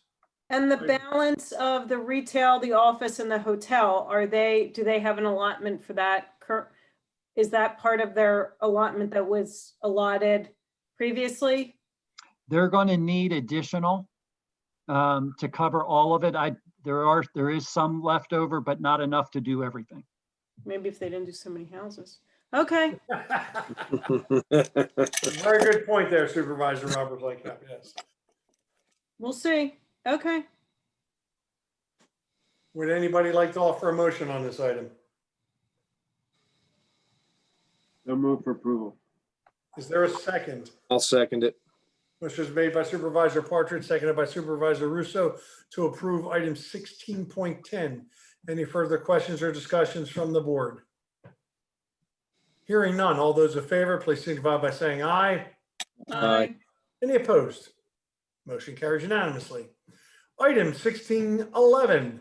This is consider approving the temporary license agreement with Delaware County for the installation of ballot drop-off boxes at the Township Building when this agreement has already been sent to our solicitor for review. Just so everybody understands, the county has been granted a license by the state to place drop boxes for ballots throughout the county. This is as a result or in response to the COVID crisis that we are currently going through. The county has then gone to the townships to license them to put drop boxes out if they would like to. Most townships in the county have already, or most municipalities in the county have already agreed to do this. I believe there's 2 so far that have agreed not to do it. I believe there's still some that have not agreed yet. We are on the back end of this only because the county sent this to us immediately, pretty much after our last public meeting. So in lieu of just simply approving this, it's something that needs to be board approved. So that's why we are considering it this evening. Again, as I understand, this is a temporary license for this particular election. Well, How is this and box Mr. monitored? Chairman, it's actually a 5 years. 5-year lease. We could, as part of our agreement, only agree to it for this election. Okay. Yeah. So how is this box secure? So I can answer that. So I spoke to Christine Ruther, who's one of the county council members here in Delaware County.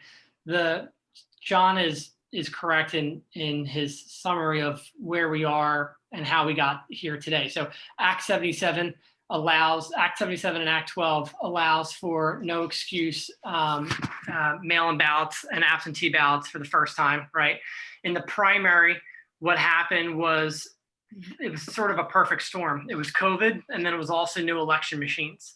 The new election machines, because of COVID, were not able to train individuals to properly scan the ballots after you would fill them out.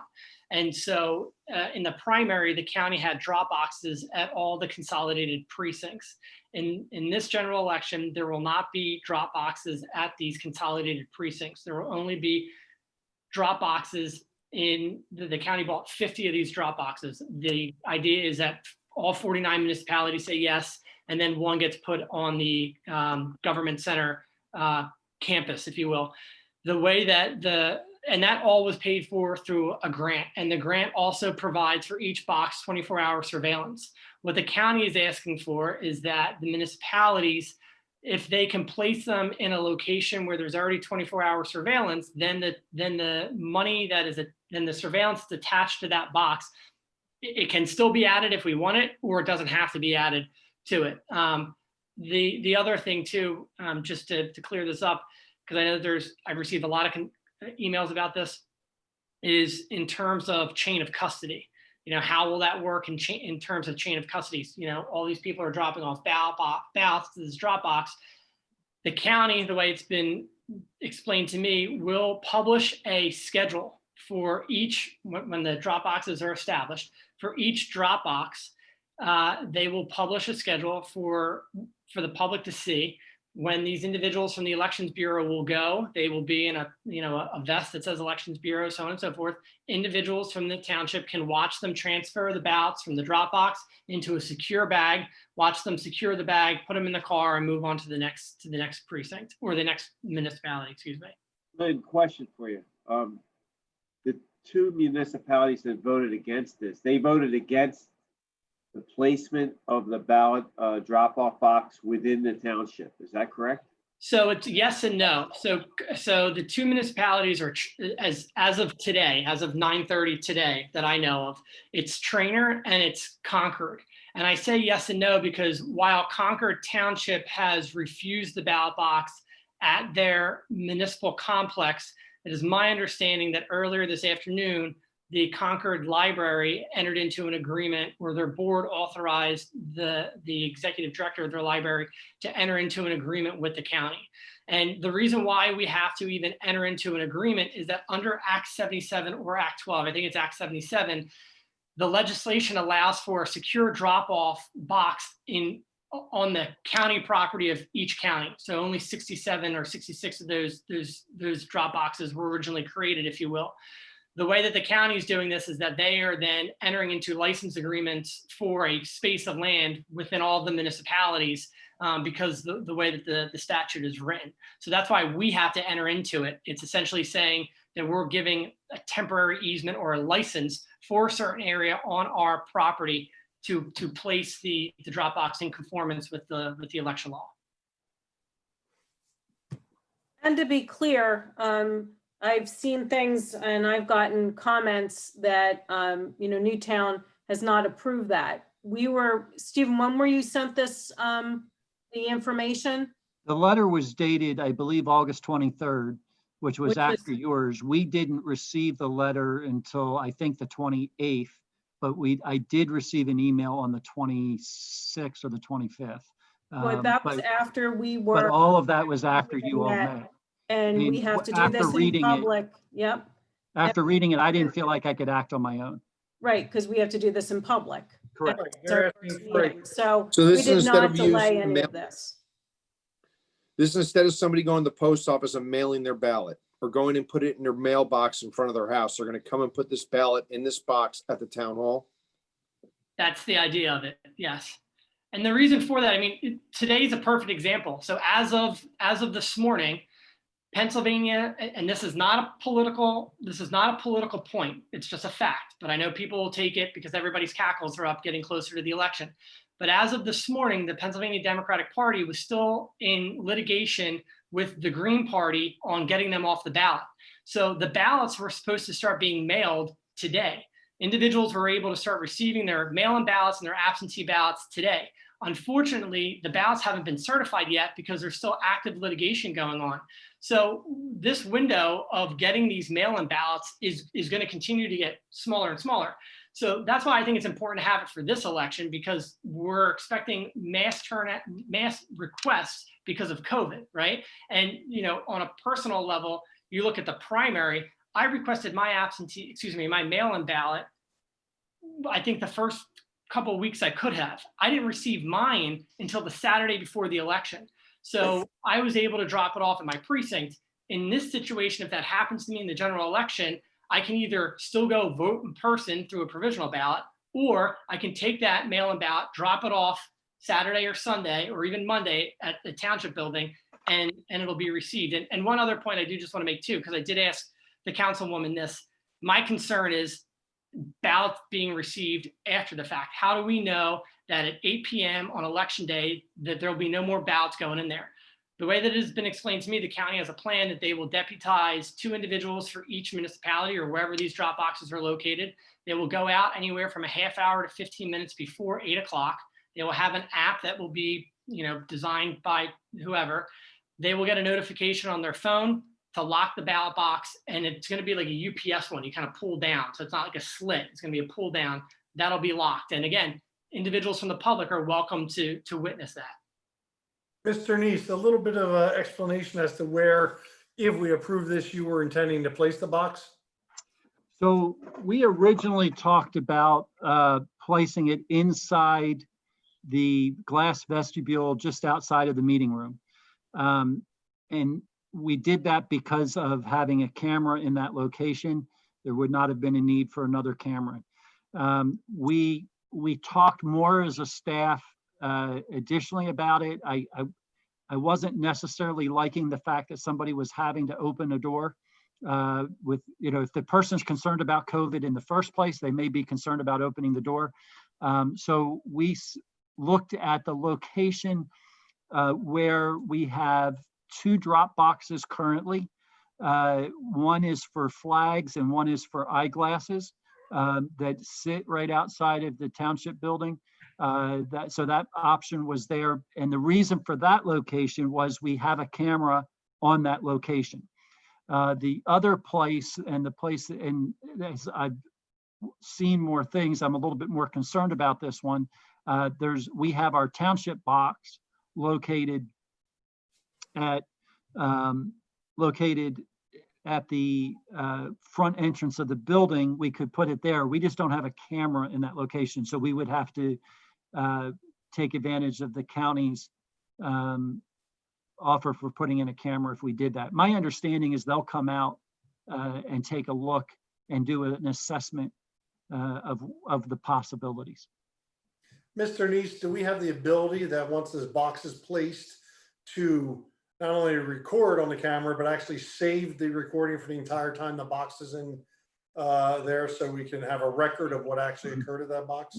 My understanding from talking with the chief, there's approximately 6 to 8 weeks worth of recordings that we save.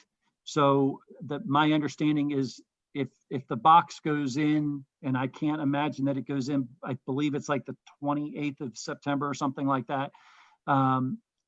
It wouldn't be before then. So if it was through the 28th to, I believe the election is on the 2nd, if I'm not, something like that, 4th, I don't remember. 3rd, okay. I was on either side of it. The November, that date, that would be in that 6-week window for sure. And the chief is looking to make sure that we can do 8. I would like to make sure if we were to approve this, that we would preserve the record of that time period for, whatever time period is necessary to preserve it, not just for, but, if there are challenges to the election, if there are appeals, if there are things like that, this could be years that we have to save this tape. If we have to avail ourselves of the county money in order to pay for the storage, I guess that's fine. But I just want to make sure that we have a visible record of,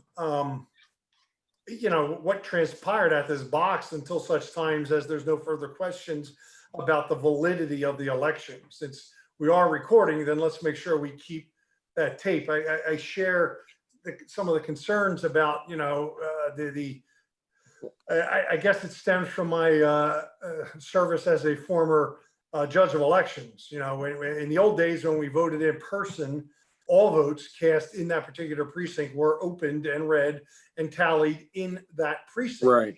All those votes were then taken in the custody of the of myself as the and taken to the county at such time they were turned over to the county. So someone from the election board had full reproducibility. We have all those, we're watching over everything that was voted in that precinct right up until it's turned over to the county election.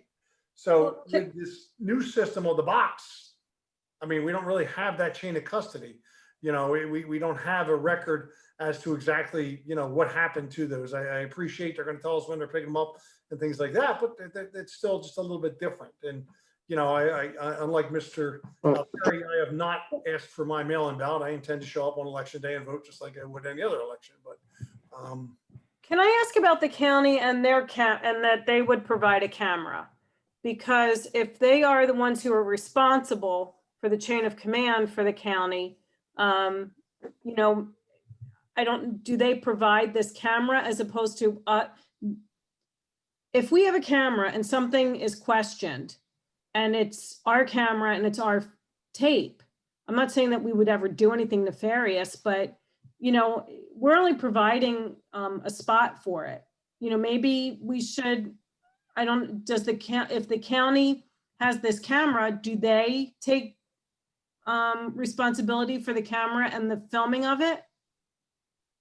And Steve, if you know this answer, then jump in. But my understanding from speaking to the councilwoman is that it would be a stream to the Delaware County Park Police, and they would be the ones who would have the custody of that recording in the event that they suspect something has happened to that Dropbox, or there's a alleged incident of ballot harvesting so on and so forth, something like that. I So- would feel better if we made it their responsibility to monitor that as opposed to us doing that. Yep. I agree with Tina, but I think I take that into account with my vote here. So Yeah. Leonard, Everybody's okay. I mean, just to get it to a vote, I'll put a motion on the table. well, I have another question first. Leonard, this box has to have 24 hours a day, 7 days a week access. Yes. And the reason for? So again, it all kind, and that's why I think it's important for just this election, is that it's all going to come down to essentially, again, a perfect storm.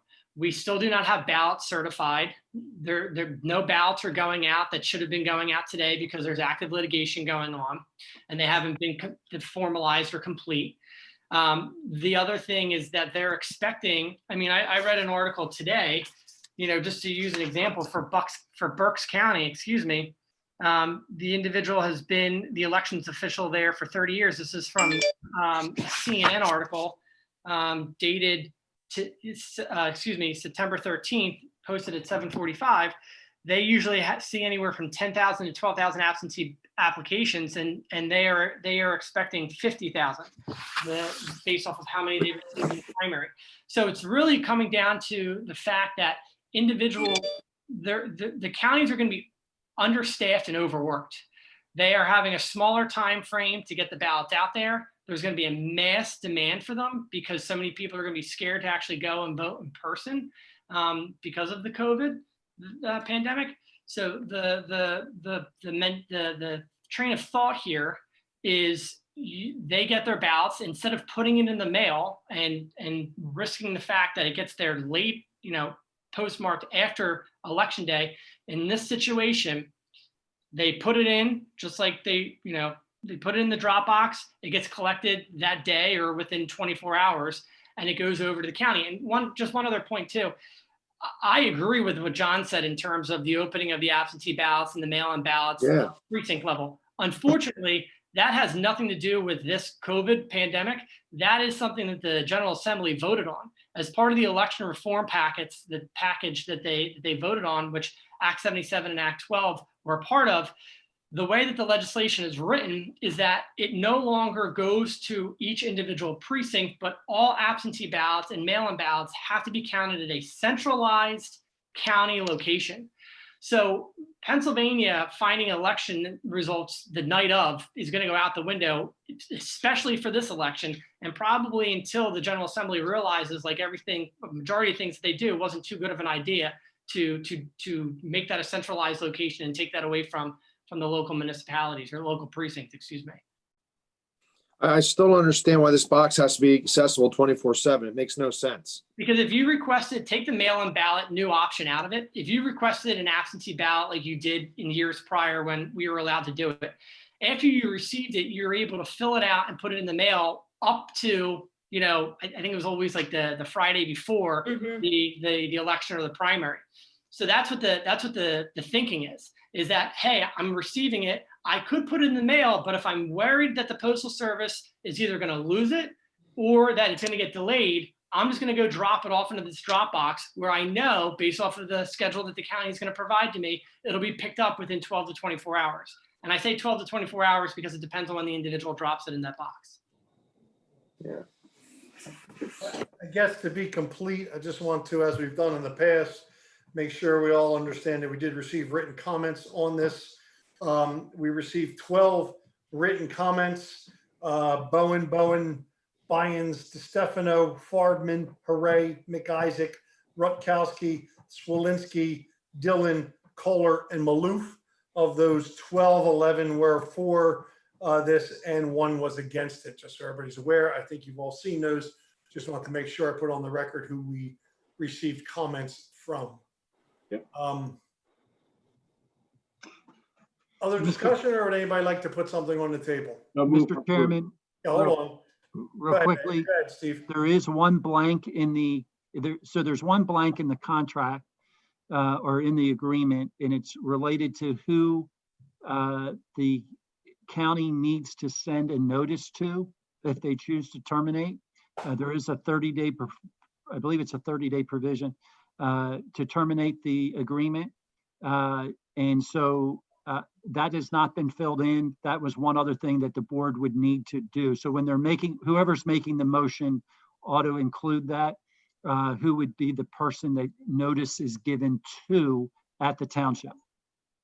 I would think that would be a township employee, yourself perhaps. I mean, Oftentimes that could be the case. In some places, there's not township employees, so it might be somebody different, but yes, it could be a township employee.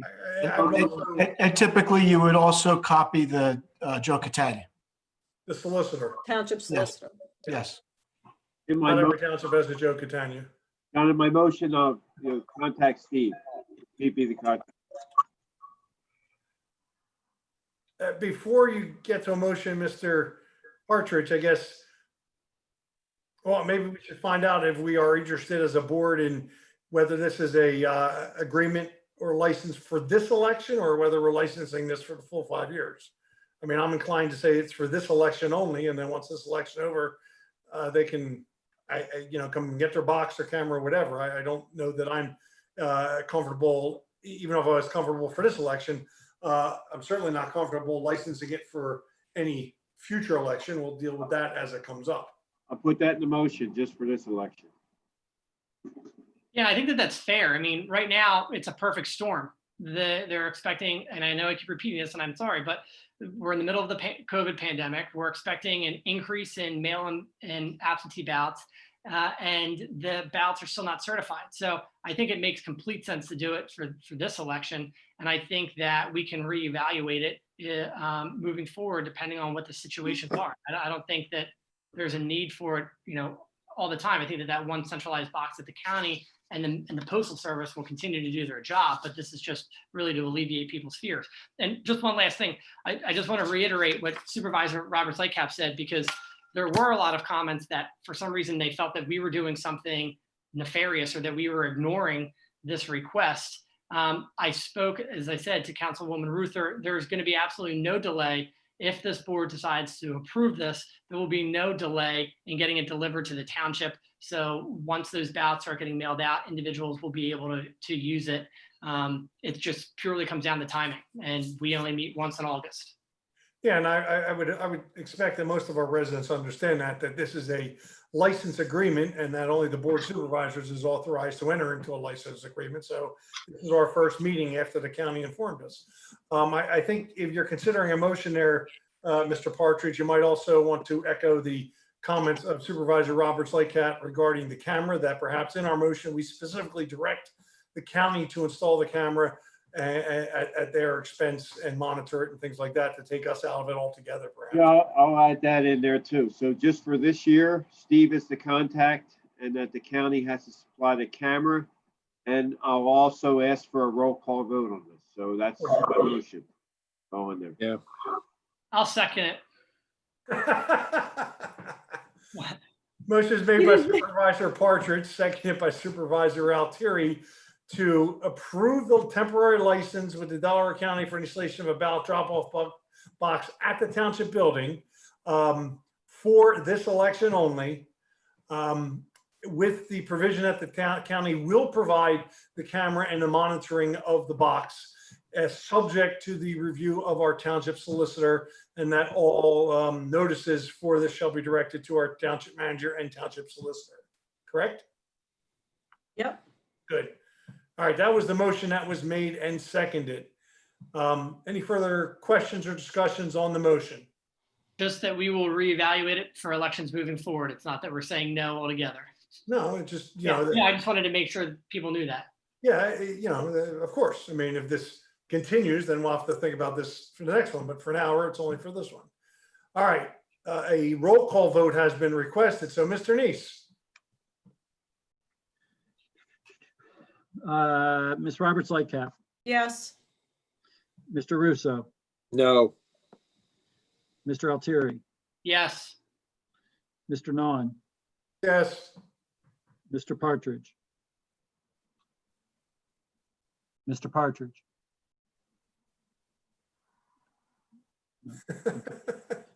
I believe Mr. Partridge's vote is a no. Yes, he's got his thumbs down, so. All right, we'll take your word for it. All right, so motion carries 3-2 for the placement of the temporary ballot drop-off box. All right. That was easy. We have no old business listed. And moving on, we have 3 more resolutions here. Resolution item, what is it, 18.1 is consider approving resolution 2020-27, the official adoption of Act 537 for the Delaware service area. Now, I would like to table this particular resolution. We had asked at the last meeting that the township engineer send a letter, or the township manager send a letter to Aqua, answering those 4 questions that the engineer had. We did send that letter. I did see it go to Aqua. I also got a copy of that letter and sent it directly to Aqua myself. And then I confirmed with Aqua that they have received the letter. They have not responded to the letter. So if we can't get these questions answered, I think it would be of great folly to consider this. So I would just simply say we're going to table this to the next meeting, and we'll have to rattle Aqua's cage and let them know that if they want us to vote on this, they need to answer our questions. Does anybody disagree? Not hearing anything, moving on. Item 18.2, consider approving resolution 2020-29, the traffic signal approval application to PennDOT associated with the Ellis Phase 4 and 5 for permit numbers. I won't read them. This is the resolution for the traffic signals for the changes to traffic signals associated with the improvements to Westchester Pike and 252. Any questions on the motion? Would anybody like to offer a motion? I will, so moved, Mr. Chairman. Is there a second? Second. Motion is made by Supervisor Altieri, seconded by Supervisor Roberts Lightcap to approve the motion for the traffic signals. You can't, in Pennsylvania, as you all know, we can't, all traffic signals are subject to PennDOT's approval, and the only people who can ask that approval are the municipalities. So we're not, all we're doing is we're just approving the changes to essentially the traffic signal permit plans for the signals. Does anybody have a copy of the resolution? I don't know if we need to read that or not. You hear me, John? Do you have Yes, it? yes, we can hear you, Ed. All right, Ed, read it. Okay, you ready? Yeah, go ahead. All right, resolution number 2020-29, PennDOT traffic signal application for permit 63-0387, 63-3624, 63-2072, 63-0352, and 63-0419. Be it resolved by the authority of the Board of Supervisors of Newtown Township, Delaware County, and is hereby resolved by authority of the same that the Township Manager of said municipality is authorized and directed to submit the attached application for traffic signal approval to the Pennsylvania Department of Transportation and to sign this application on behalf of the municipality. That's my motion. Thank you. I believe we have a first and second on motion 2020-29. So all those in favor of the resolution as read by Supervisor Partridge, please signify by saying aye. Aye. Any opposed? Motion carries unanimously. Next is consider approving resolution 2020-30, which is the multimodal transportation fund grant for trails. Mr. Partridge, if you're still on, would you like to read this one? John, I do not have that one handy. Okay, I can read it. go ahead, Len. So resolution number 2020-30, multimodal transportation fund grant for trails. Be resolved that the Township of Newtown, Delaware County hereby requests a multimodal transportation fund grant of $3 million from the Commonwealth Financing Authority to be used for the implementation of new trails, sidewalks, and pedestrian crossings in the middle of Newtown Township to develop a connected multimodal trail loop and improve pedestrian safety. Further resolved that the applicant does hereby designate Stephen Neese, Township Manager, as the official to execute all documents and agreements between the Township of Newtown and the Commonwealth Financing Agency to facilitate and assist in obtaining the requested grant. That's it. Motion is made by Supervisor Altieri, seconded by Supervisor Partridge to approve resolution 2020-30. Mr. Neese, I assume this is connected with the work by Gilmore on our trail project? It is, and so this is, the total project's 4.9 million. So obviously, we still have a gap. And so this will be the first piece. PennDOT is having a multimodal grant as well. I've asked them to use that as one of the, remember, we approved for them to write 3 grants. Right. I'm asking that they write for that PennDOT grant specifically related to how it impacts Route 3 as part of this, as well as Bishop Hollow Road. So that if we could get those 2 pieces, then we would apply. There's a significant cost for both of those. That would help us then to make the connections and hopefully do most, or not, if not all, the project between the 2 grants. There's still one more grant we can go for, but that's how we're moving forward. Fantastic. Any questions on the motion? All those in favor of approving resolution 2020-30, please signify by saying aye. Aye. Aye. Any opposed? Motion carries unanimously. We have no additional business listed. Would any board member like to offer any comments? I just wanted to thank the EAC in regards to the creation of that shade tree ordinance. I know that I gave a shout out to Supervisor Roberts-Lightcap as well as to Suzanne Verlanen, but the Environmental Advisory Council was instrumental in getting that shade tree ordinance adopted. And so as much as Supervisor Roberts-Lightcap and I are excited about the commission being filled, we truly do owe it to Bruce Killen and Cindy Mahalo and the rest of the EAC for their leadership on that. And I only mentioned those 2 because they're the chairman and vice chairwoman respectively. Thank you, Mr. Altieri. Any other board member like to offer a comment? Hearing none, we now have opportunity for public comment not related to items on the agenda. Are there any members of the public? I see a couple of hands up. I got a note here that there were no other public comments in the box. So the first one I saw up was somebody named Paul Cushing. Mr. Neese, if you could allow Mr. Cushing to speak, and we'll hear from him. I did. If Mr. Cushing, if you would unmute, you should be able to speak. There you are, Mr. Cushing. Could you please identify yourself, name and address for the record? Yes, sir. My name is Paul Cushing. I live at 3511 Horton Road in Newtown Square. I've been a resident of the township for 35 years. Okay, go ahead. I'm speaking on behalf of, well, Mr. Chairman and members of the board, I'm speaking on behalf of 7 of my neighbors living in the addresses from 3506 through 3513 Horton Road. And before I go further, Mr. Nawn, I'd like to thank you for remembering at the outset of the meeting tonight, remembering the people dealing with the fires in our western states. Our oldest son is among them. He grew up here in Newtown Square. He lives in a small community on the Columbia River across from Portland, Oregon, and they're dealing with the heavy smoke from the Oregon fires. He has about 100 yards of visibility outside his home. There is a forest fire of about 20,000 acres in a national forest about 30 miles from their home now, and it's so they're on watch 24 hours a day regarding these fires. So thank you for remembering all the people out there, sir. Oh, you're welcome. You're welcome. I hope you stay safe. Thank you. Over the last few years, we've been experiencing flooding from stormwaters as a result of some severe rain events.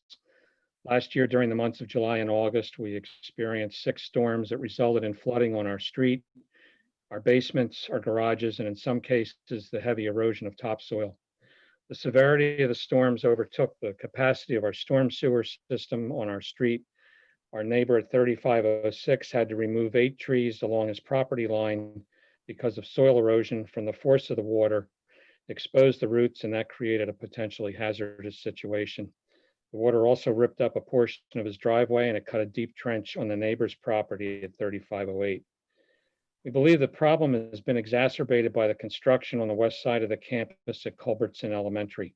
We've all noticed an exponential increase in the amount of water and the amount of mud in the water flowing through our yards since the construction began. In a July 20th, 2019 letter that I wrote to the Township Manager, I outlined the long-term problems we've been experiencing with stormwater management. I included photographs of the water moving through my property and onto Horton Road. Copies of that letter were sent to the chair and vice chair of the board. During the storm resulting from the hurricane on August 4th, Mr. Neese saw firsthand the overflow of stormwater and the lack of capacity of the storm sewer system in our neighborhood. The following day, he and Ms. Nelson toured the area.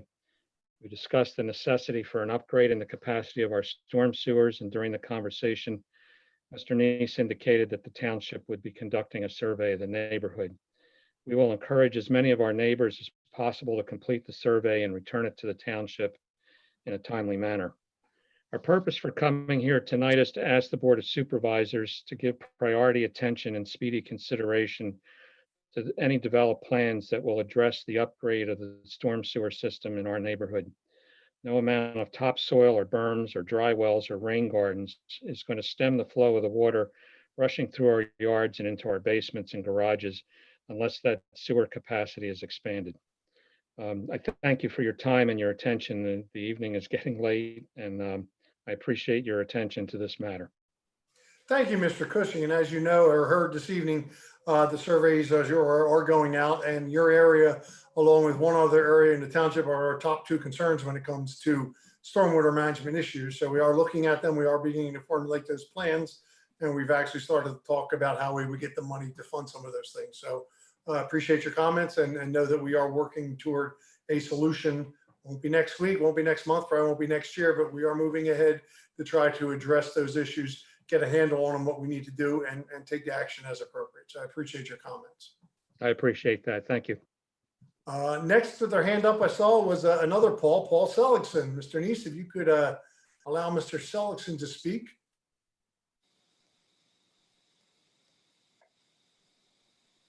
Good Paul evening, should, everybody. yep, now you could speak. Paul. Hi. So thank you very much. I realize it's late, and my question follows a little bit the previous question, and that is there's an awful lot of construction on Westchester Pike in front of Mainline Health. And originally I thought it was to widen Westchester Pike, but I'm starting to hear that perhaps there's storm sewer rebuilding involved. Is that so? Are they rebuilding? Well, of course there's storm sewer rebuilding involved. When you widen Westchester Pike, you create more impervious coverage. You're adding additional paving, and they have to accommodate the pavement by building more storm sewer. And my question is did the old storm sewer? Paul, let me finish. Let me finish. Okay. Okay. The old storm sewer was corrugated metal pipe. It's sitting in front of my house. If you'd like to come by and inspect it, or what's left of it, it's rusted. It's got holes in it. It was collapsing. So part of the project, obviously, is you don't want to put a brand new pavement on top of an old storm sewer pipe. So they are placing new reinforced concrete pipe in place of where the old corrugated metal pipe used to be, and new inlets that go along with that. I understand. So my question is this then. Is there a map of a network of storm sewers throughout Newtown Township? And if there was, could this happen perhaps elsewhere, is my question. Well, of course, that's what we are currently engaging our township engineer in, is to study these problems and find out where we can, where these additional upgrades for either storm sewers where none exist now, or replacement of undersized existing storm sewers are done, so we can put in more storm sewer pipe. The storm sewer that's going in Westchester Pike right now is PennDOT's storm sewer system, not the township's. The township's not going to be responsible for it after it's done. It's PennDOT property. Got it. So you're saying that there is a study underway for the township? We are, yes, we were sending out surveys now to at least 2 areas of the township. We've identified 4. We're starting with 2. We're sending out surveys to try to ascertain what the problems are. And we've already told the engineer to put together pricing on what it would cost to study, leading to our ability to have a plan and then go out and get funding to study storm sewer, to correct these storm sewer problems throughout the township. I mean, so that would address these 4 or 5 areas. Yes. But if there are storm sewers that were built in the 50s and the 60s or have about the same age as perhaps the Westchester Pike storm sewer had, this could be an even wider problem. Do you think, is that true or not true? No, I wouldn't say that. I mean, we do monitor and clean our storm sewers under our MS4 requirements. You've heard us talk about that. Under those MS4, the municipal storm systems, whatever requirements, federal mandate, we have to inspect and correct and maintain our storm sewer system. So I would argue that maybe our pipes are not as bad as some of the ones that PennDOT's pulling out of the ground right now. We are aware of what pipes we have. I don't know that we have a map, but we're certainly aware of what pipes we have. We're certainly aware of what problems. We do clean them and fix them on a regular basis. So I'm not aware of any collapsed pipes that need to be addressed right now as part of in the township. I mean, we just did a storm sewer inlet program, which, as you heard this evening, fixed some collapsed pipes. And every year, as part of our road program, we look at what storm sewer improvements need to be made as part of our roads.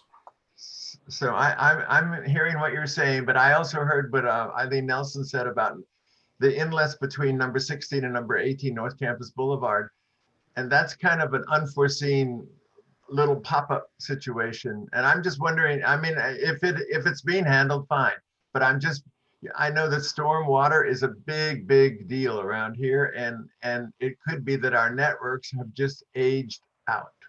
And that's all I have to say. We're working on it, Paul. Okay, thank you very much. You're welcome. Next, I have Lori Whiteman. Can you hear me? We can. Yes, thank you. I just wanted to comment about the board's approval moving ahead to access the Meadow Preserve. And in speaking earlier with Mr. Neese about this, I understand there's going to be a change in access to the preserve. There are going to be switchbacks built in keeping with the ADA. Is that correct? Rather than what is currently there, which is a straight shot down the hill. Mrs. Whiteman, what is your address? We live at 3834 Meadowview Farm Road, which our property actually overlooks the entrance to the preserve. Thank you. Thank you. I don't know of any plans. We don't have anything right now before us as far as what is going to take place as far as a formalized plan for access to the Meadow Preserve. Our discussion tonight was to preserve our rights on the existing road, if you'll call it that, or trail or access way that goes from 252 to the Meadow Preserve. The township has certain rights along that roadway. Our action tonight was to further preserve those rights. Other than that, there's no discussion about what final form access will take to the preserve at this point. Okay, thank you. I wasn't sure what you meant by that comment or how far along you are in the planning of that. So I guess that'll be made clear in subsequent board meetings. Once we get a plan, we will present it to the public, yes. Okay, thank you very much. You're welcome. I see no other hands up, so I'm going to close the public comment portion, and I guess we'll thank everybody for attending.